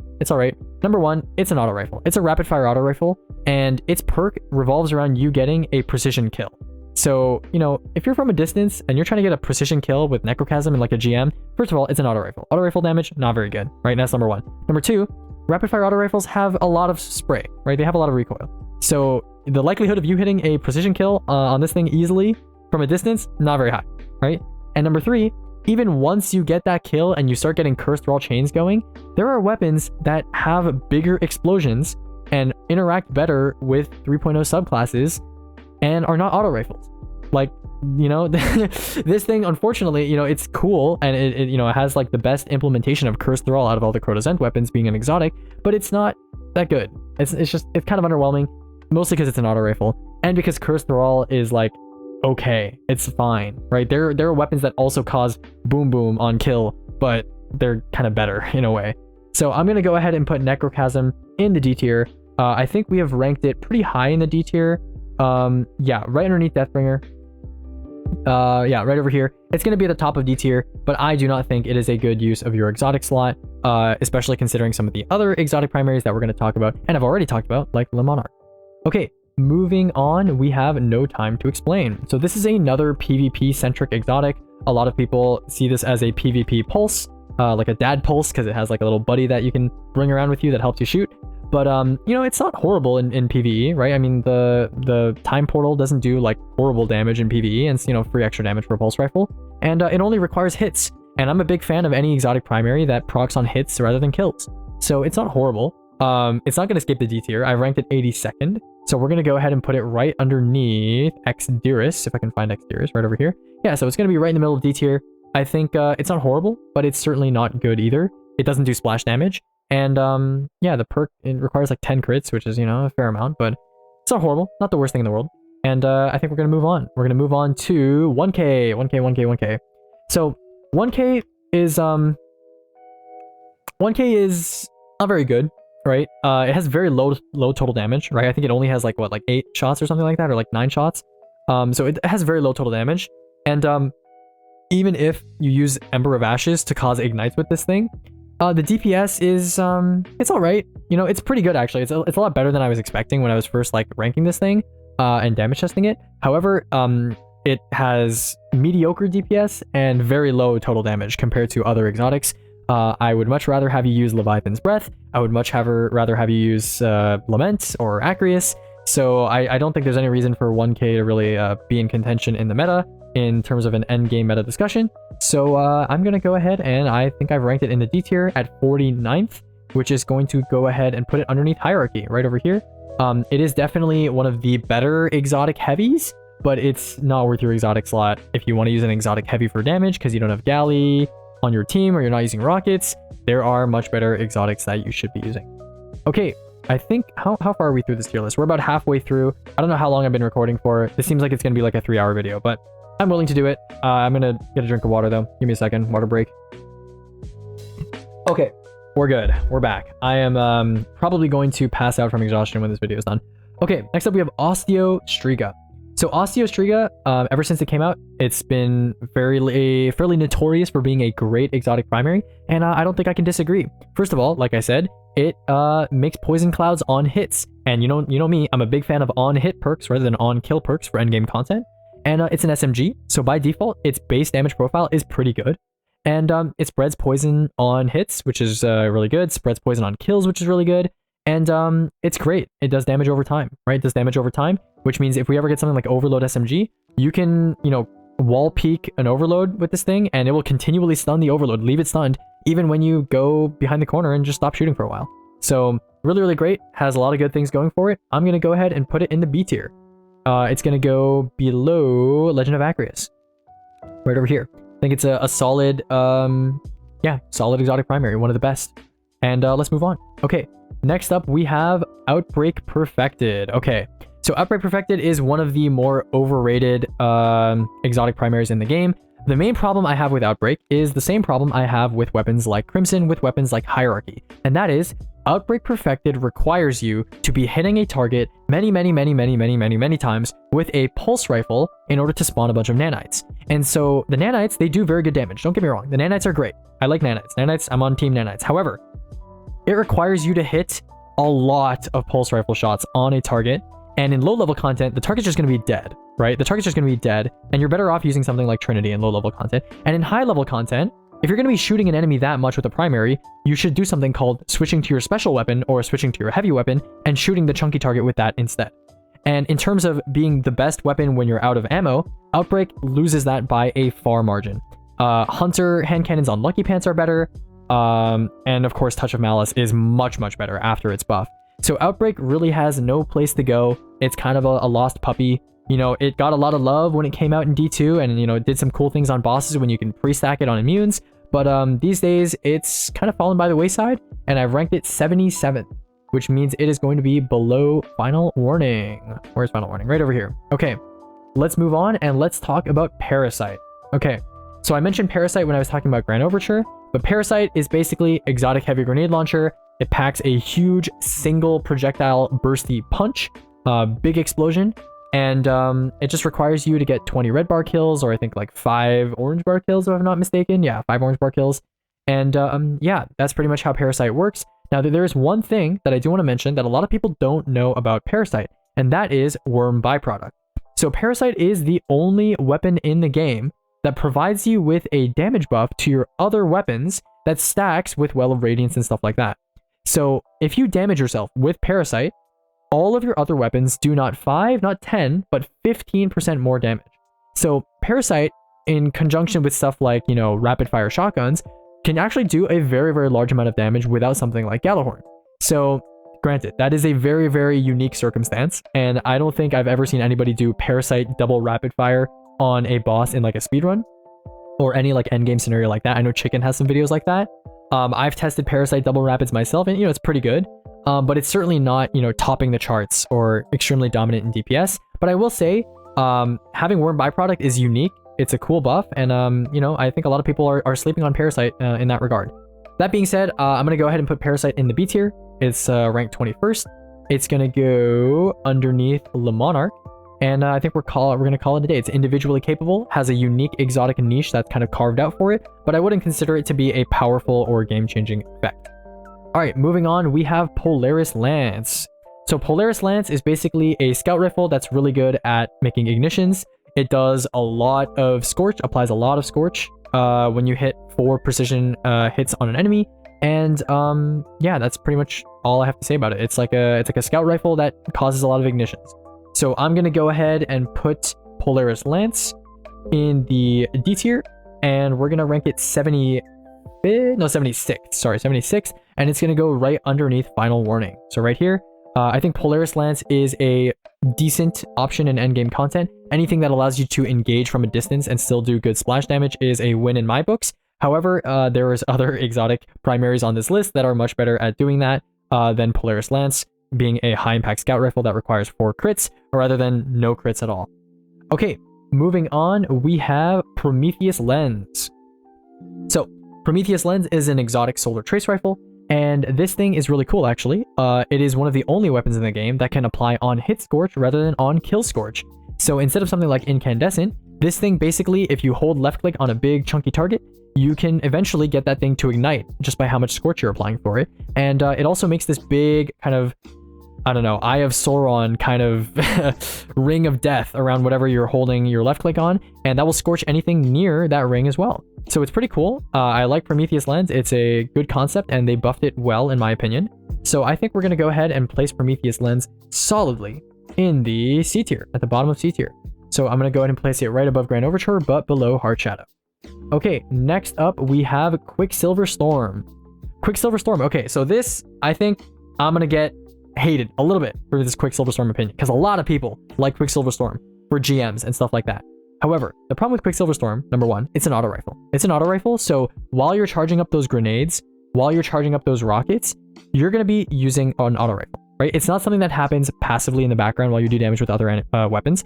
You are forced to use essentially an auto rifle for a while until you get some decently high damage grenades, right? And so that's not the worst thing in the world, because the grenade damage is quite good, right? It's quite good. However, it's still an auto rifle, and it's still a weapon that requires you to overcommit into using a primary. However, I will say, for a weapon that requires you to overcommit to using it, it is still one of the best weapons to do so. Probably the best example of a weapon that actually rewards you handsomely for overcommitting to primary gameplay. So for that, I'm going to go ahead and put Quicksilver Storm in the B tier, and we're going to go ahead and place it above Parasite, but below Le Monarch. I believe Le Monarch to be a more consistent overall on-hit-esque endgame content weapon, whereas Quicksilver Storm is, requires you to overcommit to primary gameplay, which I'm not the biggest fan of.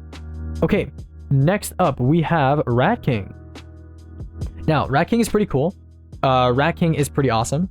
It basically, you kill a single enemy, and you can get invisibility and instantly heal, which is really, really nice. I think it's, a pretty good survival weapon.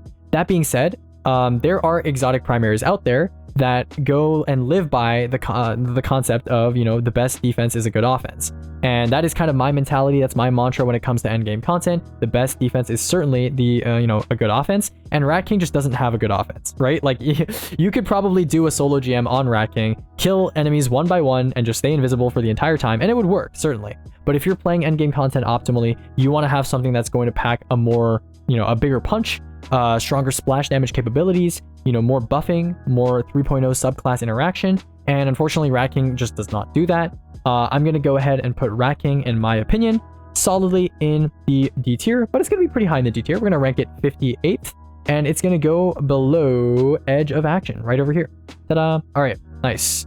Let's talk about Revision 0 next. Revision 0 is like, it's like Arbalest, but like worse. Basically what they did with Revision 0 is they made it so that you have to shoot a pulse rifle repeatedly at an enemy for a long time, and then you charge up some sniper shots that are anti-barrier. And that's pretty much all it does. Now, you're gonna notice a little bit of a trend here, right? I do not like exotic primaries in endgame content that require you to commit to shooting a primary for a long time before they do anything useful. And Revision 0 is a weapon that requires you to shoot an enemy in the head many times before it does something useful. And that thing that's useful, you know what else does that thing? Anti-barrier, sniper level damage, single shots. That's right, Wishender. So this thing, it's entirely overshadowed by Wishender. There is no reason to use Revision 0 for like literally anything. So I ranked it 96th, and that's going to place it below Cryosthesia 77k right over here. And let's move on. Next up, we have Risk Runner. Now, Risk Runner is one of the first exotics that you get in the game. It's been that way for a long time. I remember my first day in the Cosmodrome, I picked up the Risk Runner from that quest, and I was shooting them shanks real good.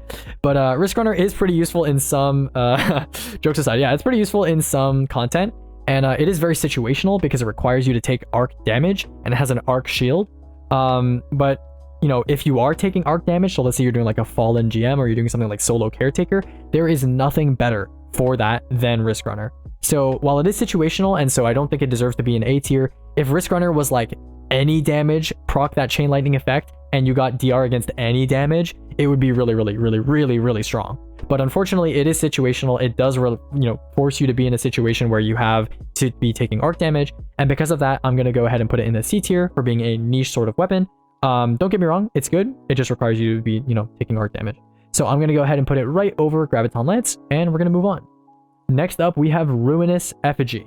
Ruinous Effigy is a Void exotic trace rifle. I think it's the 4th energy exotic trace rifle. Yeah, it's the Void doubled up for some reason. They gave Void Ruinous Effigy, and they also gave it Wave Splitter, which we're going to talk about later. But Ruinous Effigy is basically when you kill enemies with this trace rifle, it makes a ball. And the ball, you can make like a big like weakening field around you when you block with the ball, or you can throw the ball and it will go kaboom and do a lot of damage.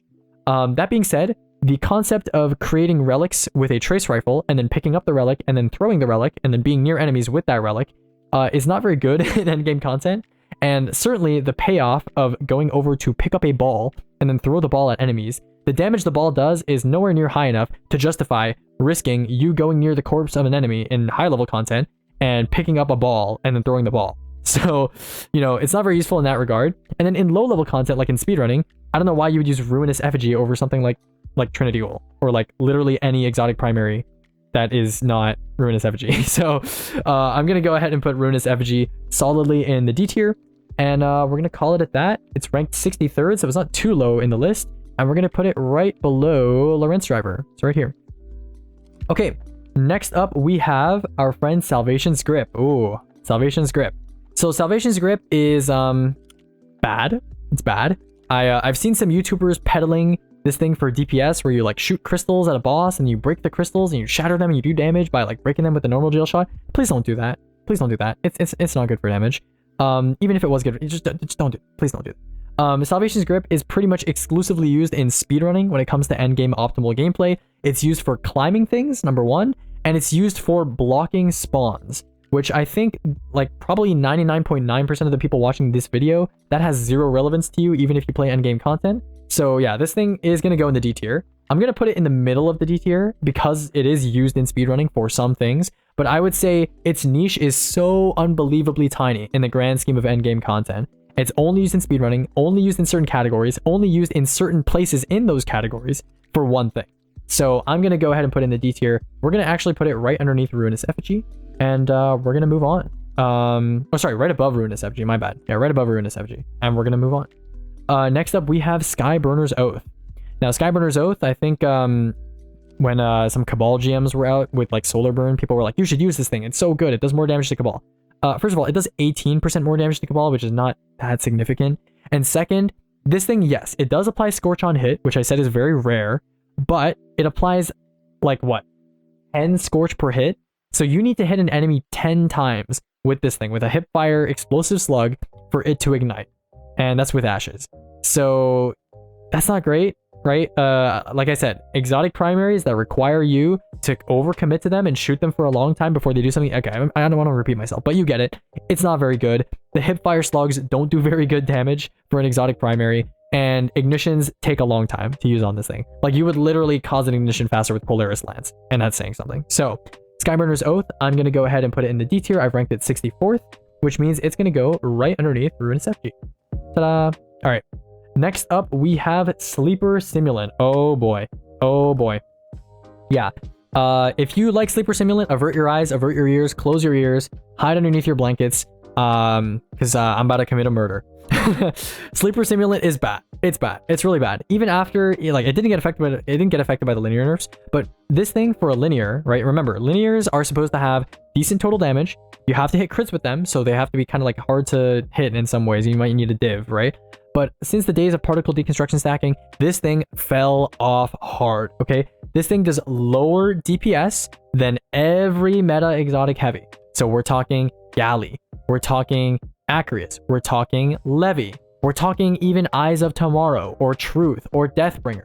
It does lower DPS than all of these weapons, and also does lower total damage than the vast majority of them as well. So there is literally no reason to use Sleeper ever. It is slightly higher damage than Cataclysmic and around the same DPS as Briars, but why would you use this thing ever? There is no reason to use this thing. If you want to, okay, I've had plenty of people talk to me and say, hey Aegis, I know you don't like Thunderlord, or Thunderlord is low DPS, but it's easy to use. Man, if you want an easy to use exotic heavy weapon, or you want to use an exotic heavy weapon and not have to think about everything, Leviathan's Breath is right there. Just use Levy, guys. Just use Levy. Please use Levy. Okay. Rant aside, Sleeper's pretty bad. Sleeper's pretty bad. I'm going to go ahead and put it in the D tier, and we're going to call it at that. I'm going to rank it 56th, and we're going to put it right above Edge of Action. It is a waste of an exotic slot. Okay. Next up, we have Sturm. Sturm is basically a PvP primary. It's a 120 hand cannon, so the worst archetype of hand cannon to have in PvE. And yeah, I unless you're using double primary on this thing, it doesn't really do anything exotic wise. And if you are using double primary with Sturm and like Drang in endgame content, God bless your soul. That's all I have to say. Anyways, we're gonna rank Sturm at the bottom of D tier. I think I've gone ahead and placed it at 112, which is at the bottom of D tier for now. There's more. Don't worry, there's more. Okay, next up, we have Suros Regime. Or no, do we have Suros? No, we have Sunshot. My bad. We have Sunshot. Okay, Sunshot, we are arriving at one of the best splash exotic primaries in the game. For the price of one kill. For the price of one kill, you can cause big kaboom. Big kaboom. One of the biggest kabooms that an exotic primary is capable of producing. And you get Scorch. So you can proc stuff like Singeing, which is awesome, right? Very, very awesome. And this thing is a 150 RPM hand cannon. So it is pseudo similar to the best archetype of hand cannon for PvE, in my opinion. So this thing is basically what every exotic primary should aspire to be. It's simple, it knows what it wants to do, and it sets out to do it, and it achieves it with flying colors. So we're gonna put Sunshot in the A tier. It is the only, I think, exotic primary that is based on like ad clear, like just being a good primary. That I placed in the A tier, and for good reason, you know? Actually, no, I think there's one more, and we'll get to that. But Sunshot, very, very good. Very, very good. Best neutral general gameplay exotic primary, in my opinion. If you wanted an exotic primary to take the place of something like Forbearance, this would be the guy. This would be the one that you're looking for. All right, next up, what do we have? We have Suros Regime. So Suros Regime is in that class of like 20 or so weapons, exotic weapons that are clearly designed for just PvP. You know, I'm not going to speak to how good it is in PvP, but in PvE, it's basically an auto rifle that ramps up in damage. So, yep, that's it. Yep, that's all Suros Regime does. So I don't think I need to say much more. I'm gonna rank it in the D tier. We're gonna put it above Mida because it is an auto rifle. And yeah, I'm gonna leave it at that, and we're gonna move on. Next up, we have Sweet Business. Okay, Sweet Business, kind of seen as a dad weapon, right? You can kind of imagine a dad getting off work after a long day of a 14-hour shift and hopping on the Titan with the Actin War Rig and just blazing through a strike with Sweet Business, you know? But that being said, you know, Sweet Business it's not horrible, you know? It's not horrible. Damage-wise, you know, if we ever get like Anti-Barrier Auto or something like that and you want to use Actin War Rig, you know, with the exotic primary damage buff, it's not actually horrible. You know, if you wanted to use a troll kind of exotic primary, this isn't the worst one to pick. Now, it's obviously going to stay in D tier, But I think people overhate on this thing. You know, it has a bad reputation. It's not horrible. It's not horrible, right? It does, of course, as an exotic auto rifle that ramps up, require you to, again, overcommit to primary gameplay. But, you know, for being what it is, it's not the worst thing in the world.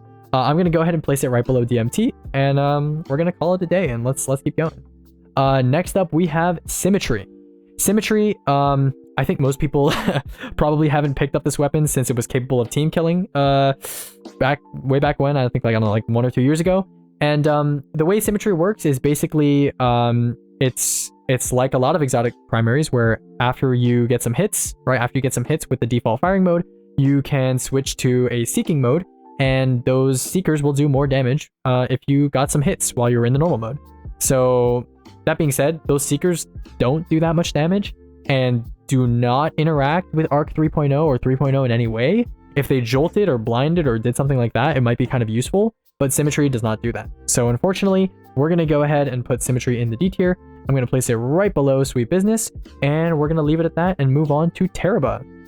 So Teraba is one of the best exotic primaries that does not do splash damage. Because Teraba, unlike some other weapons that I'm going to mention later on, is not on kill, but rather on hit. And it's not just on your hitting, it's on damage received as well. The only bad thing about Teraba is that obviously it halves your Ravenous Beast when you stow it, and it does require you, again, to commit to primary gameplay. And so Teraba is one of the only exotic primaries that forces you to commit, that does reward you, like I said, much like Quicksilver's Storm, with an insanely high amount of primary DPS, for stuff like Ad Clear, for stuff like Major Burst. So, and Ravenous Beast isn't the hardest thing in the world to keep up in content where there's, you know, heavy combat. So I'm going to go ahead and put Teraba. We're going to rank it in the D tier, but we're going to put it at the top of D tier. So I'm going to put it at the top of D tier, and I'm going to place it right underneath 1000 Voices, and we're going to call it at that. Let's move on to Telesto. Okay, so Telesto, I think, is a little bit overrated. I mean, obviously it gets talked about a lot because, you know, it's the funny gun. But this thing, for an exotic fusion rifle, doesn't do much that's like special, right? It's basically an exotic fusion rifle that makes like traps on the ground, which is like, okay, like I don't really care. And it also just does more damage than a normal fusion rifle would because it kind of blows up. It has like explosive bolts that detonate on a target. So yeah, in endgame content, there's not really any reason to leave Telesto bolts on the floor anywhere, and they don't last very long, especially because of that. And the actual damage of Telesto is pitiful. So I'm going to go ahead and put Telesto in the D tier. We're going to put it right below edge of Concurrence, which is the Lightning Glaive, right over here, right above Duality. And we're going to move on. Next up, we have Tessellation. Okay, Tessellation, if you guys hung out during my stream when I pre-ordered Final Shape so I could damage test this thing, I was like, yo, with Verity's Brow, this thing could be really good for damage rotations because I've heard it does a really high amount of burst damage, and with Verity's Brow and Firebolt grenades, you are going to have your grenade every time you want to reload this thing, right? And of course there was that glitch where you could switch to arc and, you know, have infinite arc grenades so that you could use this thing. But even besides that, right, I had high hopes for this thing. Unfortunately, I forgot one tiny detail, and that is, number one, this thing's reload animation, like when you proc the alt perk mode, is really slow, right? You can animation cancel it, it's still really slow. And number two, it's a fusion rifle. So even if the reload animation were faster, like the alt perk mode was faster, you still have to wait through a charge time, right? Which something like Izanagi's Burden doesn't have to. So I really wish Tessellation was, Tessellation could have been the new damage meta. We could have used a kinetic special like Supremacy with kinetic tremors. It could have been awesome for DPS, and it would have been balanced too. Even if it was better than Izzy, you can only use it when you have your grenade every like 5 seconds or so, right? So I think that's balanced. However, yeah, the charge time is just too long. The charge time, the animation, it's just too long. And I really don't think this thing is worth using in PvE. Mostly because a lot of our grenades are so strong that they do a similar amount of damage or a similar amount of destruction compared to this thing's alt fire mode. And you don't have to wait and expand a special ammo to just throw your grenade. You just throw your grenade instead of like loading it into a fusion rifle like a silly goose. So yeah, I'm sad. I'm deeply saddened by this tragic event. But yeah, I'm gonna go ahead and put Tessellation in the D tier, right? Has some potential for builds if you want to be quirky, but not great. I'm gonna go ahead and put it, I think it's right below Rat King, right? Yeah, right below Rat King. And we're gonna move on. Okay. I am gonna just die of exhaustion soon. How many exotics do we have left? I think we have like Like 40? Okay. All right, boys, hang in there. Hang in there. We'll get through this. Next up, we have Chaperone. Chaperone is kind of like Duality, except it's in the kinetic slot, so it gets that 15% boost to unshielded targets, and it has Roadborne. Unfortunately, Roadborne is only a 17% increased precision damage bonus, whereas on Black Wings is 55. Granted, Roadborne only requires 1 precision kill, but Duality, I believe, has a pretty high damage bonus for 1 pellet kill as well. It's, 15%. As soon as you get 2, it's 31. So I would consider Duality to be, the better damage slug, in my opinion. They do occupy different slots, so it's a bit of a weird comparison. However, Roadborne is not refreshable. It's not refreshable unless you get kills, and Duality is refreshable on precision damage. So that is why I have gone ahead and placed Chaperone quite a little bit below Duality. Okay, not that far. I've just placed it right over here. Yeah, I've ranked it, I believe, 96th or 95th. Yeah, 95th. All right, cool. Yeah, that'll fill that tier list out nicely. Let's move on to the Colony. All right, the Colony is basically a normal grenade launcher, except for it shoots little bugs, and the bugs do damage. However, the bugs do very little damage, and this thing's DPS sucks. And its exotic perk, the fact that these little bugs can climb on walls and stuff, is... I don't think anyone cares, especially not in endgame PvE. So, yeah, this thing does very poor damage, does very poor total damage. I don't think there's any reason to use this thing. I've ranked it 106th, which is going to place it right below Borealis. I think the only reason you would ever use the Colony is if a boss was like 1 HP and is immune. Colony famously goes through immune shields if you shoot enough of them at a time at a boss. Even though it does very, very little damage, it does some damage. So yeah, that's what you can use it for, guys. If you want to, I don't know, you didn't reach final stand or something, you want to push a boss to final stand, and you use Colony, I guess. Okay, let's move on. Let's talk about Queenbreaker next. Or are we talking about Queenbreaker next? Sorry, not Queenbreaker. Fourth Horseman. Keep getting mixed up. Fourth Horseman. So the Fourth Horseman is pretty irrelevant in stuff like GMs, but is very, very prominent in speedruns. So I'm going to go ahead and put in the B tier. It's an individually capable weapon. It is one of the highest burst damage weapons. I think it's like second to Izzy in terms of special weapons. It's one of the highest burst damage weapons in the game. The only problem is that it's a pain in the ass to reload. You're going to need like a reload dodge or Threat of Ascent or Rain of Fire to reload this thing quickly. Otherwise, you're going to be stuck reloading 5, pellets at a time, which is 5 shots at a time is really slow. And unlike Izzy, it's a lot less suitable to damage rotations. Izzy has rehoning.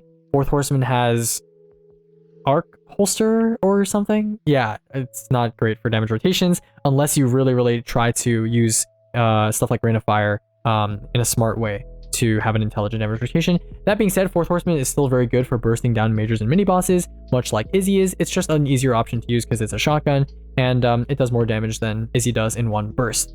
Okay. So I'm going to go ahead and put Fourth Horseman in the B tier.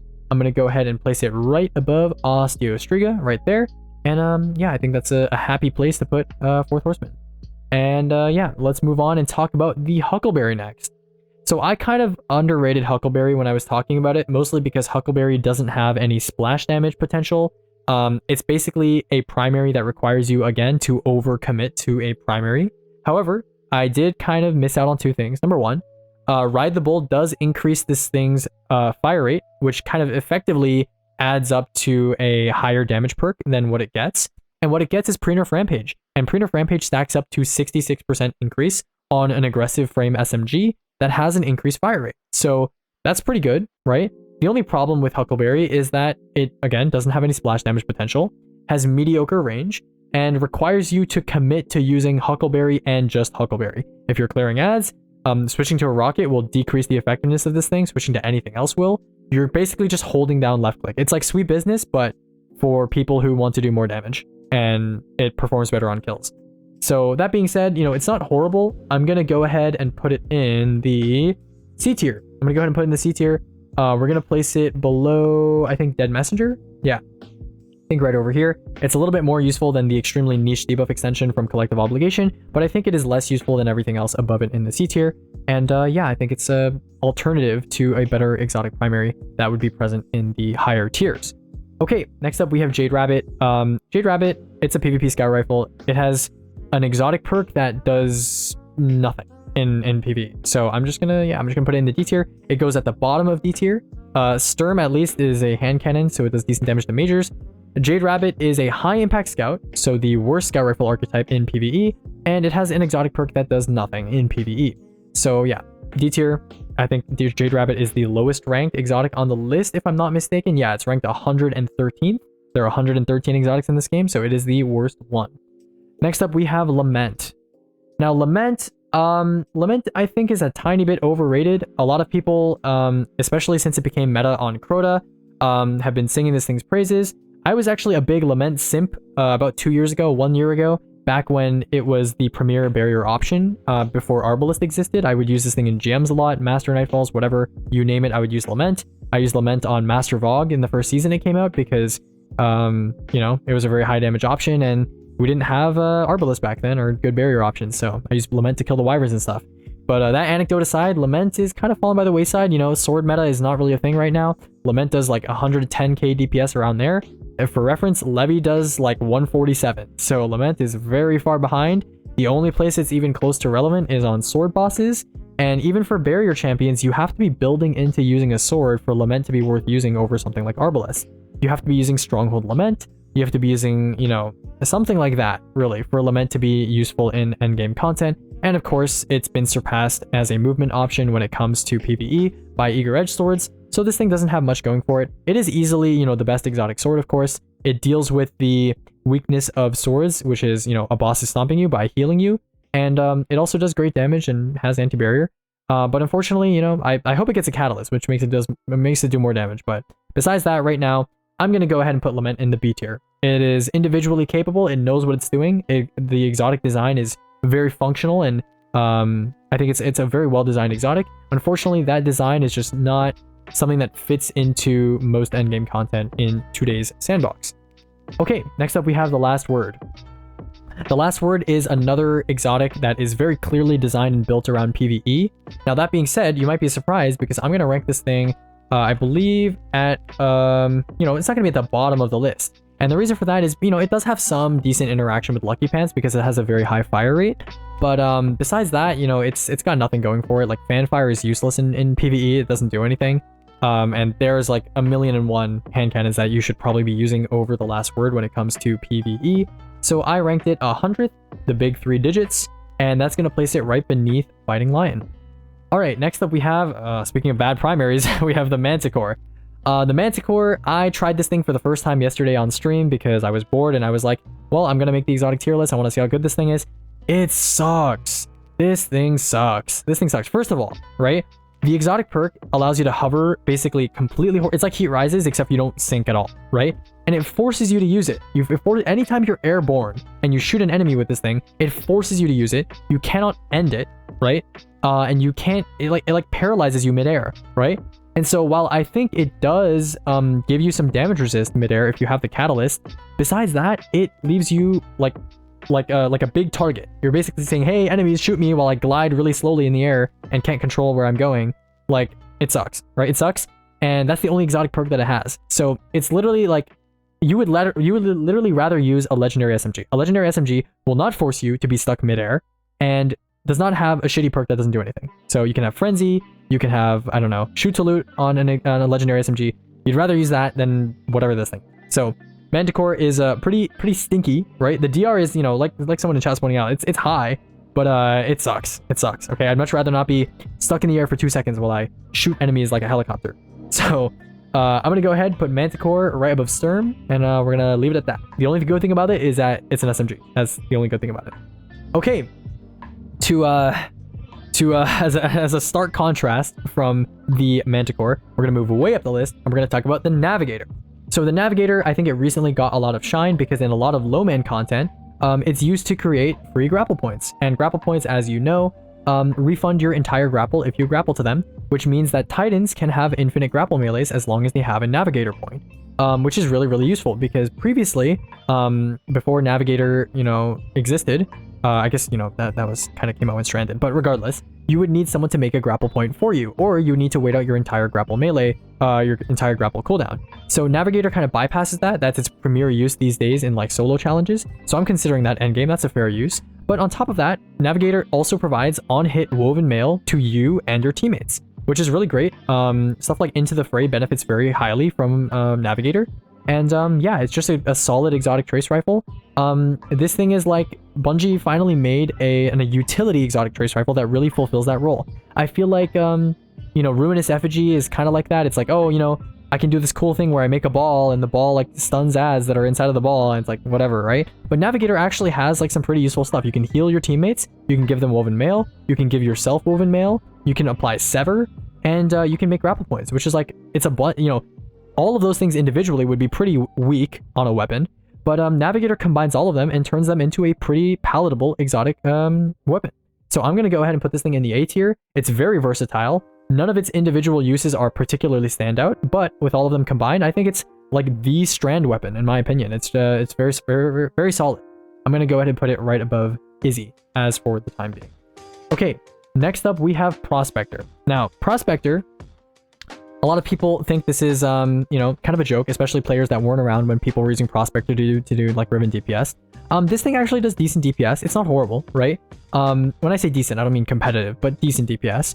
The only problem is that its total damage is awful, and that is about it. It doesn't do anything exotic, right? Its exotic perk is that it has like sticky grenades, which is like, do we care? No, we do not care. So the Prospector, unfortunately, it's basically like a super vanilla Destiny exotic. It's one of those exotics that came out, you know, way back when Destiny 2 first released. And because of that, it's very lackluster, has basically nothing special, you know, unique, flavorful about it. Not a very tasty exotic weapon. I ranked it 72nd, and that's going to place it underneath Hawkmoon right here. Okay. All right. I think we have like, how many do we have? Like 25 exotics left? Okay, thank God. Queenbreaker is up next. Queenbreaker recently-ish got a buff, and now it blinds enemies that it shoots, which is like, nice, thanks, I guess, and it does like some chain lightning stuff on enemies that you shoot. However, it is an exotic linear that does worse DPS than the legendary linears that are meta in the game right now, and it doesn't have higher total damage. And yeah, I don't know why you would ever use this thing. So it's basically useless. It's completely useless, I would say. And I'm gonna put it just, you know, I'm just gonna put it like here above Suros Regime right there. It's it stinks. This is a real stinker. Yeah, Bungie definitely needs to look into this one. Okay, next up we have the Wardcliff Coil. Now the Wardcliff Coil, it suffers from low reserves, low total damage. However, it does have extremely high damage on minor scaled bosses, or major scaled bosses, I should say, or elite scaled bosses. So on bosses like Dolinkaru, or on stuff like the Gorgons in the Vogue Maze, any bosses that we get like that in the future, Wardcliff will be very, very good on them, because it just has very high elite scalers, right? And it does very good damage to bosses that are considered as elites. So that's all it's good for, though. I don't think this, you know, it's not very good for ad clear. I mean, pack rockets are better. It's not very good for raw damage. It's basically good for that niche and that niche alone. And much like Salvation's Grip, because that's very, very small of a niche, I'm going to go ahead and put it in D tier, even if it is higher D tier. And we're going to place it right beneath Teraba, which is right over here. Yep. And we're going to rank it 51st. Okay, next up we have Thorn. Thorn is getting a buff next season. It's getting a catalyst next season, actually. That's not going to do much for it in PvE, so, you know, I think my ranking here will remain solid next season. Thorn is basically Osteostriga at home, right? You know, the hits apply poison, but the poison is not a cloud, right? It is worse than Osteostriga in that regard. And it has remnants, which increase your poison damage, but you have to go over and pick them up, which in endgame content, which is dangerous, which is where you're typically using exotic primaries, yeah, that's not great. Yeah, Thorn is just okay. It's just all right. You know, it's got a cool identity to it. You know, a lot of people have fond memories of this thing, but is it good in endgame PvE? Nuh-uh. So we're gonna go ahead and put it in the D tier, and I think I've ranked it 80th, which puts it right beneath Devil's Ruin, right over here. And let's move on. Next up, okay, all right. Next up, we have the one, the only. I think I need a T tier above S tier for this one. But jokes aside, we have Thunderlord, okay? Thunderlord, ridiculed to death by endgame players, loved to death by newer players, let's say. Pretty cool weapon, right? And, you know, it's a legendary ad clear status. Very, very, very good for ad clear. I cannot say the same for boss damage. It does have intrinsic overload, which is, you know, kind of nice in some cases. But the places where this thing is used in endgame content, in endgame PvE by good, you know, good optimal players, is basically none. Yeah, you're basically never using this thing ever. I don't know. I mean, there's some places where you might use it for like hit scan ad clear, like in King's Fall speedruns, the people on the left side use Thunderlord. There's some cases where, you know, you might want to use precise hit scan ad clear in a time sensitive manner. And, you know, thing is technically better than a legendary machine gun in that regard. And it can be more useful than Xeno. It has more consistent splash damage than Xeno, but that niche is incredibly tiny. So that niche does exist, and I will admit that it's more useful than a lot of the niches that a lot of the stuff in top D tier fills. So I'm going to go ahead and place it in the C tier. It's going to be placed right above Huckleberry and below Dead Messenger. But yeah, this thing is, you know, it's only really good for one thing, and that one thing is when you need splash, ranged, hit scan, ad clear from a heavy weapon that is a machine gun, and you don't want to use Xeno, which is like, yeah, that's not a very big niche. So yeah, we're gonna put in the C tier. Next up, we have Tiku's Divination. Tiku's Divination is actually pretty awesome. I think a lot of people sleep on this thing. Tiku's Divination, basically you just left click, you do a light little left click, and then you do an ADS shot to an enemy and you hit them in the head and boom, they explode. That's it. So this thing is basically an on-hit weapon, except for it requires basically two hits from a bow that has auto tracking. So it's really, really good. The explosions actually do a fair amount of damage. And it's like Sunshot, except Sunshot just does it on kill. Just does it on kill, and Sunshot is better for PvE in general because it's a hand cannon, does more damage to meteors. That being said, Tiku's Divination I think is kind of underrated. Definitely one of the best exotic primaries in the game. I think it's certainly more consistent than something like Hierarchy of Needs in endgame content. So I'm going to go ahead and give it a C ranking, and that's going to place it right above Risk Runner. Risk Runner is obviously more potent as an SMG that arc chains over Tiku's, but it's more situational because it requires the presence of consistent arc damage in whatever encounter you are participating in. Okay. We are at the end of a marathon. We're at the end of a marathon here, guys. My voice, I'm definitely going to be not able to speak tomorrow, but let's keep going. We have Tommy's Matchbook next. Okay. Oh, dear Lord. Tommy's Matchbook. Tommy's Matchbook is basically like Touch of Malice, as in the longer you fire it for, the more damage it does to you. That being said, it is one of the only exotics in the game that can apply Scorch on hit rather than on kill. However, the cost you have to pay for doing so is losing your health. And Skyburner's Oath doesn't require you to lose your health. And Sunshot, sorry, not Sunshot. Polaris Lance also doesn't require you to lose your health. And both those weapons are arguably better in terms of just neutral gameplay than something like an auto rifle, which is very range restricted in endgame content. So Tommy's Matchbook, I'm going to go ahead and rank it in the D tier as expected, and it's going to be 73rd. It's going to be 73rd, which is going to place it right underneath Z Prospector, right there. Kaboom. All right. Next up, we have Touch of Malice. So remember how I told you that Touch of Malice outdamages Outbreak Perfected for when you don't have ammo? I was not kidding. This thing does actually very decent damage. Very, very decent damage. If you're doing boss DPS and you're completely out of ammo and you're not on a hunter, as in you can't use Lucky Pants, this thing is probably your best bet outside of ability damage. So get a bunch of Touch of Malices, you know, stick a boss with that blight attack, and you know, you're kind of chilling. So Touch of Malice, very, very rare that you would actually use this thing in endgame content. Even in something like a day one where you're really ammo restricted, you're not going to be kind of switching to Touch of Malice. Most good teams have good ammo manipulation, have abilities to use on Final Stand, or are, you know, conserving ammo correctly for Final Stand. So this thing is going to go in the C tier. It's definitely very niche, but its niche does exist, and I do value that niche in some ways. You know, I mean, someone's got to take highest exotic primary DPS, and someone's got to take the crown, right? And it may as well be Touch of Malice. So next up, we have, what do we have next? Tractor Cannon. Okay. Tractor Cannon, not to spoil anything, but this is going to be the only other S tier exotic in the game, in my opinion. Tractor Cannon is good literally everywhere. It stuns overloads. Okay. It void suppresses. It gives you increased movement speed, which is used in some low mans. It suppresses enemies and it pushes them away, which is used in some speedruns. It does okay damage on its own, even in a shotgun rotation. It has extremely high reserves for how long each debuff application lasts. Just remember here. Just remember, okay? Just to kind of remind people. Tractor has, let's say, around 15 ammo, right? Around 15, 17, 19 ammo, right? Tractor Cannon's debuff lasts 10 seconds. Multiply 10 by 15. That is nearly, well, let's say the Tractor has a bit more ammo than that. Tractor nearly has 3 minutes. 3 minutes of a 30% debuff, okay? Let's think about the debuff options in the game right now.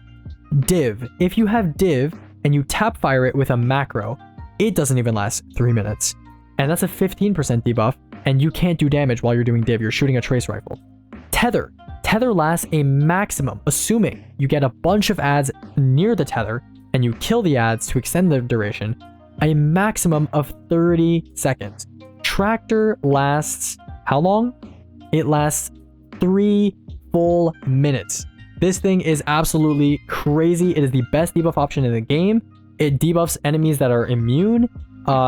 It's just insane. It's just insane. It's kind of like Navigator in that it has a bunch of stuff that individually, you know, is pretty good. And then when you combine all of them together is amazing. So Tractor Cannon is great in like any boss damage scenario, including solo.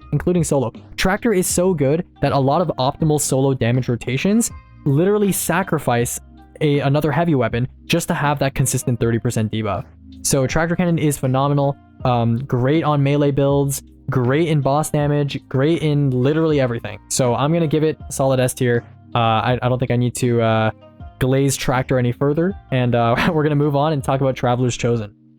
Okay, Traveler's Chosen is, let me just go over there. Traveler's Chosen is basically like a sidearm. It doesn't do good splash damage, but what it does make up for that is when you get kills, you can consume all of those kills and basically give yourself 100% of your abilities if you get 10 kills, which 10 kills is a lot to get on a sidearm. So this thing is obviously not going to be used in something like a GM, but Traveler's Chosen does have a very unique effect that you can't really find on any other weapon. It allows you to keep a buff that persists through subclass changes and refill all of your abilities instantly. So for example, back when 1-2 Punch Hammer was super OP, people used this thing to start on Bubble, right? They would start on Bubble, and they would get the Turn the Tide buff of being inside of a bubble and getting a melee kill, and then they would get 10 stacks of Gathering Light, they would switch to Solar, and they would activate the Alt Fire mode, and that would give them all of their Solar abilities back instantly.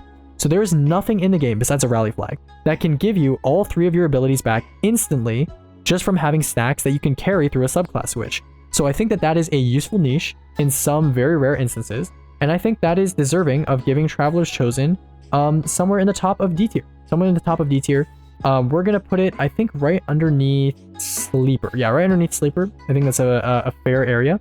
Right now, as of right this moment, there's not really anything that Traveler's Chosen is used for in endgame content, but if there's ever something like that 1-2 Punch Hammer thing that I mentioned that ever crops up again, Traveler's Chosen could see itself being moved into C tier, but for now, it's just an exotic primary that requires 10 kills to do something that is very unique. Okay, moving on. My voice is going to give out. Okay, we have Trespasser. Trespasser is, it's kind of a mix of a PvP and a PvE exotic. I mean, PvP obviously is designed to go on big kill streaks, and in PvE it's also designed to go on big kill streaks. However, you know, Unrepentant, it doesn't do any splash damage. It doesn't apply something like Jolt. I think if Unrepentant applied Jolt, it would be pretty cool. Like, you can go on like these Jolt kill sprees that do splash damage. But as it is, it's a sidearm that basically has like really strong kill clip.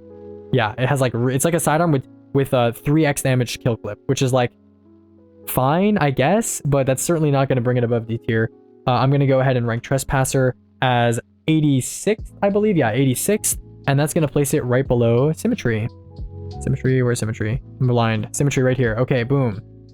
All right, we're down to our last 20 or so exotics. Let's talk about Trinity Ghoul.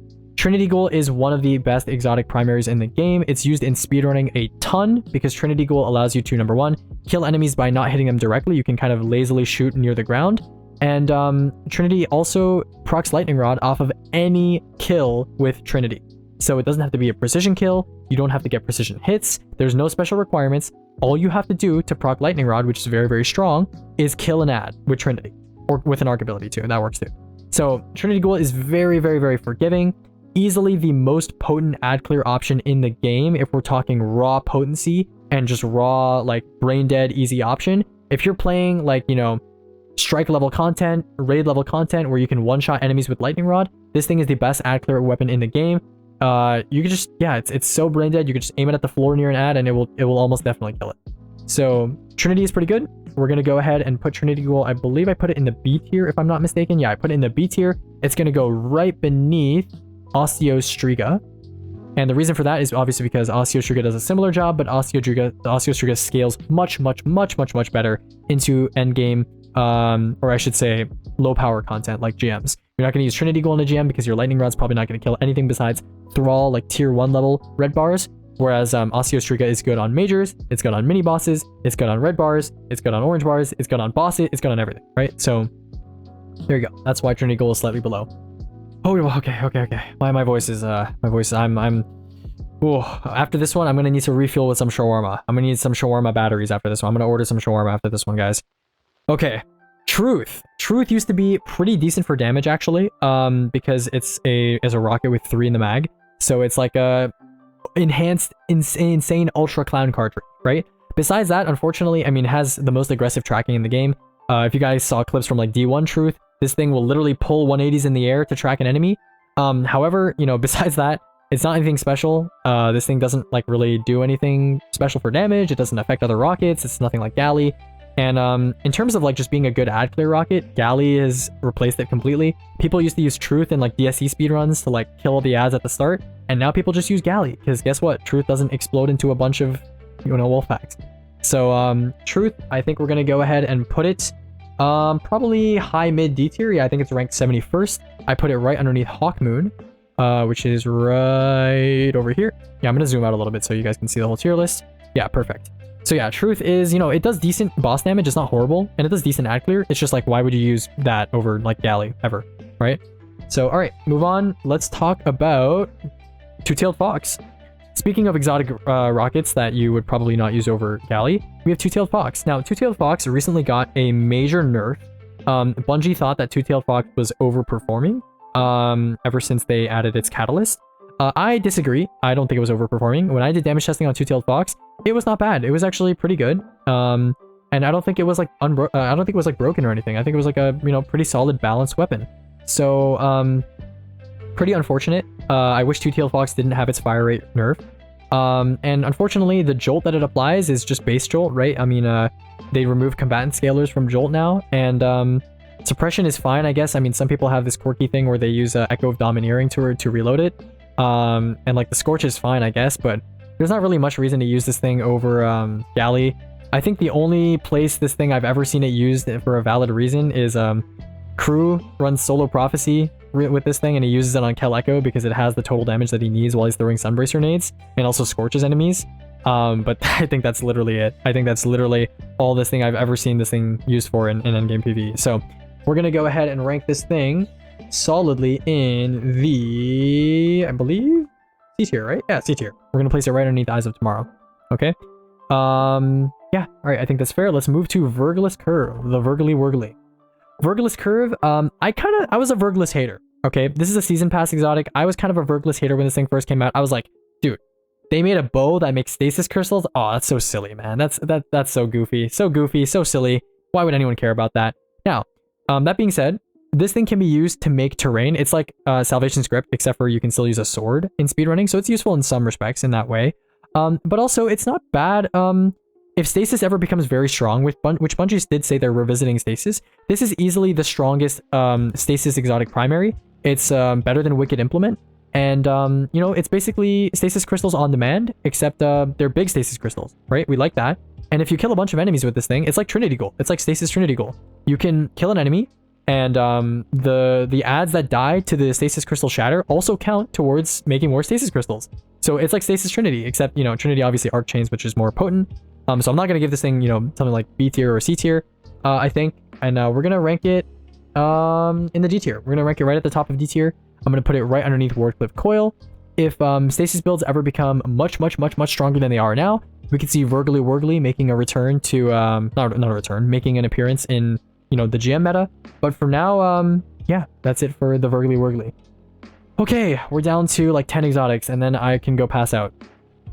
Vex Mythoclast. Vex Mythoclast, this was, you know, widely seen as the strongest exotic primary back when Particle Deconstruction came out, because think about it, it's like a primary that can apply a 40% debuff. It's like Div, except 40%, and, you know, diffusion rifles, which were meta at the time. But, you know, now that we're out of Particle Season, even with its buff, Vex Mythoclast is, again, unfortunately, another exotic that requires you to commit to primary gameplay. It gets charges on kills and then becomes a linear. and the linear does okay damage. But what does this remind you of? Oh yeah, Quicksilver Storm. And Quicksilver Storm does more damage, doesn't require kills, requires hits instead, and it's just a better exotic overall. So unfortunately, Vex Mythic class, we're gonna put it in the dumpy tier. Certainly not the worst exotic primary by a long stretch, but certainly nowhere near the best as well. We're gonna go ahead and put Vex Mythic class in the D tier at 78th, I believe, which is right below Outbreak. We're gonna move on. Okay, next up we have the Vex Caliber. Vex Caliber is a rapid fire glaive. It is the only glaive that is not the class specific glaives, you know, the edging glaives. But Vex Caliber is actually pretty good. Vex Caliber is pretty good. It fires a spread of 5 bolts rather than firing the traditional glaive pattern. And those bolts actually do a fair amount of damage. And it is the only glaive that gives you Void Overshield. And it doesn't give you Void Overshield for consuming all of your energy. You just need a block, right? You just need a block. And you're already blocking with a glaive. So it's basically a free source of Void Overshield on any class. And for being a glaive, a weapon that's centered around defense, it does a lot more, it does a much better job than, you know, something like all the edge glaives do, to be honest. The bubble, right? Making the bubble requires you to consume all of your glaive energy, whereas this weapon only requires you to block, right? So this is a much better glaive. It fits much better into the defensive identity of a glaive, in my opinion. And, you know, it's craftable and it has like some decent perks that you can slap on as well. So like stuff like Replenishing Ages, for example, you know, is a natural match, natural synergy with this weapon. So if you want to use an exotic glaive, this is going to be the one to use in endgame content. And I'm going to go ahead and put it, sorry, my voice is like really giving out now. I'm going to go ahead and put it right underneath Hierarchy of Needs in the D tier. That being said, it is still a glaive, and I still don't think glaives are worth your exotic slot most of the time. But you know, it is the best glaive. It is the worst of a bad situation. Okay, next up we have the Vigilance Wing. So this is another in the series of exotics that are, of course, designed for PvP. It's not the worst exotic, I think, that is designed for PvP, but it's certainly close to the worst exotic in Destiny 2 for endgame PvE. And yeah, it's bottom 5. We're going to rank it above Mida. I don't think I really need to explain what this thing does. I mean, you get health regen when your teammates die, which is like, yeah, whatever. Why did I even mention that? Like, who cares? Okay, anyways, let's move on. Let's talk about Wave Splitter. Wave Splitter is pretty cool. Wave Splitter is one of the most, it's certainly the highest damage, let's say, the highest damage exotic trace rifle that there is. Yeah, this thing does very good damage, and it's like Hollow Denial on crack. It's like Hollow Denial, except for it requires you to use an exotic, and it's on crack. So anytime you pick up an orb, this thing gets overcharged. It has great synergy with Volatile Rounds and Devour. Obviously, Devour is procced off of orbs and Void Breaches, so that's pretty perfect as well. Unfortunately, it is an exotic special. It is an exotic special, and like I said before, exotic specials need to really, really, really be unique and very, very potent for them to be worth your exotic slot. And I don't think Wave Splitter really meets that criteria and meets the task as well as it could. So I'm going to go ahead and put it right at the top of D tier, right underneath Necrochasm, I believe. Yeah, right underneath Necrochasm. It's certainly one of the stronger exotic add clear weapons or exotic melt weapons, but it's, you know, it's just not enough, and it's an exotic special. If it was like an exotic primary, like an SMG with these perks, it would be very, very good, but unfortunately, it is a special weapon. Okay, next up, we have Whisper. Okay, I think I'm gonna make some people mad with this because, you know, Whisper is better than Sleeper. It does higher total damage and higher DPS. However, Whisper, if we're talking precision weapons, right, precision weapons that are quote-unquote easy to use, right, Leviathan's Breath exists. So it's like, why would you ever use Whisper? You would never use Whisper. So I'm going to go ahead and put Whisper in the D tier. We're going to put it right underneath Necrochasm, right over here. It is obviously at the top of D tier because it is one of the higher damage exotic weapons, but it does not hold the candle to Leviathan's Breath. Its total damage is not anywhere near high enough for it to be like relevant, I would say. And its actual DPS value is it's just okay. It's just okay. It does nothing really special. So yeah, we're gonna move on. We're done talking about Whisper, and let's talk about Wicked Implement. I think this is one of the most recent additions to Destiny 2. It has a cool quest where you go and kill a Tormentor, big old boss Tormentor, and you get Wicked Implement. So Wicked Implement is basically, it's an on-hit weapon, which I think is nice. However, it is a precision scout rifle, so it fires quite slowly. And once you hit 3 crits, you basically get chill clip on this weapon. And it's like, unfortunately, while applying slow is nice, right? there's another weapon that also exists in this slot that applies slow, and it's this funny thing called Riptide. You may be familiar with it, and it does not require 3 precision hits, and it applies instantly. So any weapon with Chill Clip in the kinetic slot is basically going to outdo this thing. There's no reason to use Wicked Implement. It's cool, I like the idea, and of course I like on-hit exotic weapons, but the effect of the on-hit exotic weapon, not great. It does have Headstone, which is nice, and it does synergize with Stasis, which is also nice, but unfortunately, I think Vergless Curve is better to begin with. And second, Stasis isn't very strong in the meta right now, so we're gonna go ahead and put Wicked Implement solidly in the D tier, but it's going to be in the upper end of D tier, and we're going to put it right underneath Heir Apparent, which is right over here. Okay, very cool, very cool. We are down to the last 5. We are down to the last 5. My suffering will be over soon. Winterbite. Winterbite is the only heavy glaive in the game. It's pretty unique. It was used to chunk bosses with a form of Process Suspend back in, I don't know, like last season or so. And it was pretty cool for that. And I think people have kind of overlooked how good Winterbite is overall in general. It's certainly not better than like Galley or something like that for ad clear, but the you know, the stasis explosion is actually quite large. It's pretty good, right?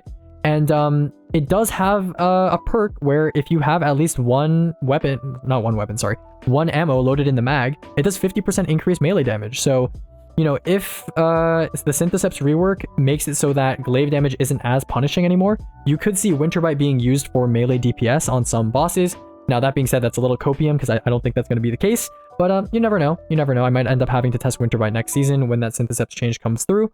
But besides that, I mean, kind of a waste of an exotic slot. I mean, if you want to free stuff, there's better options.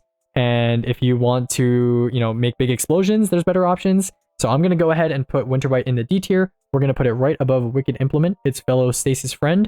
And yeah, we're going to move on. Next up, we have Wish Ender. Wish Ender. Okay, this is everyone's favorite. I was a bit of a Wish Ender hater back when Double Special was in the meta. A lot of people liked Wish Ender. They were like, oh my god, when you shoot a barrier champion with Wish Ender, you get so much tether energy back. And I was like, okay, that's nice and everything, but you know, supers are arguably at one of their weakest points in Destiny's history right now with how good our weapons are, especially in stuff like GMs where Wish Ender is used. But you know, it's good. It's good. It's very strong. It does some of the highest damage of a primary onto majors and mini bosses. Intrinsic anti-barrier with a single shot on any level of content. I think someone tested Wish Ender semi recently, and you can one-shot a barrier champion shield when you're minus 80.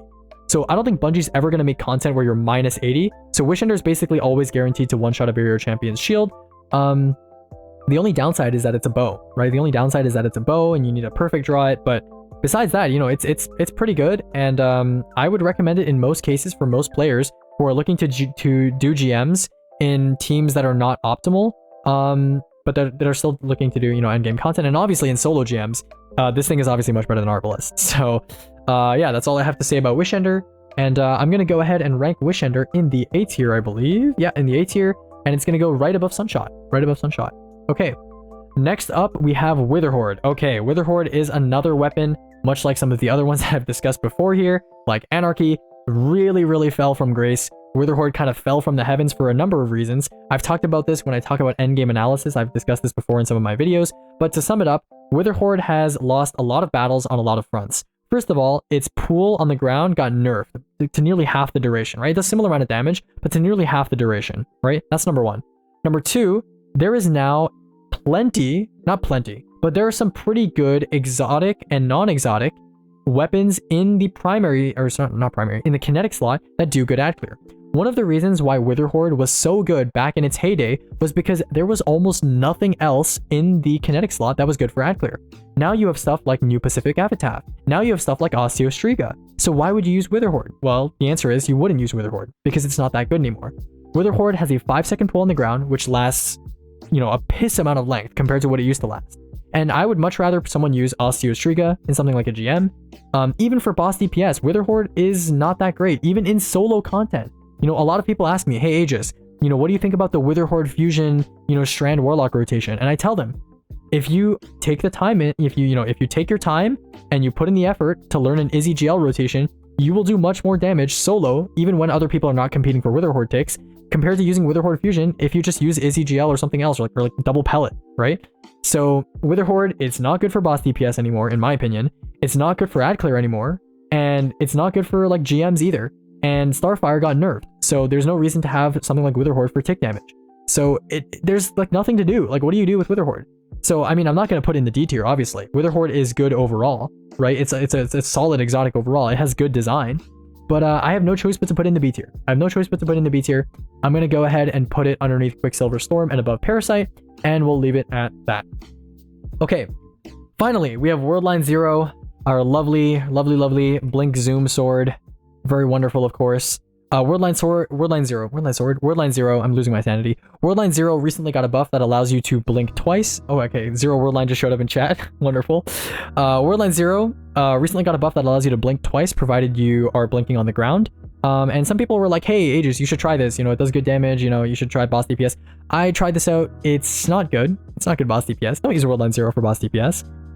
If you want a brain dead sword to use for boss DPS, use Lament.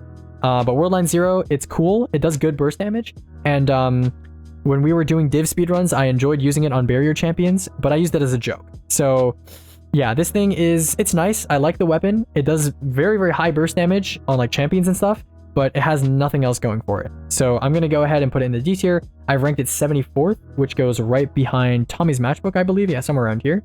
And yeah, we're going to leave it at that. And yeah, okay, finally, Xenophage.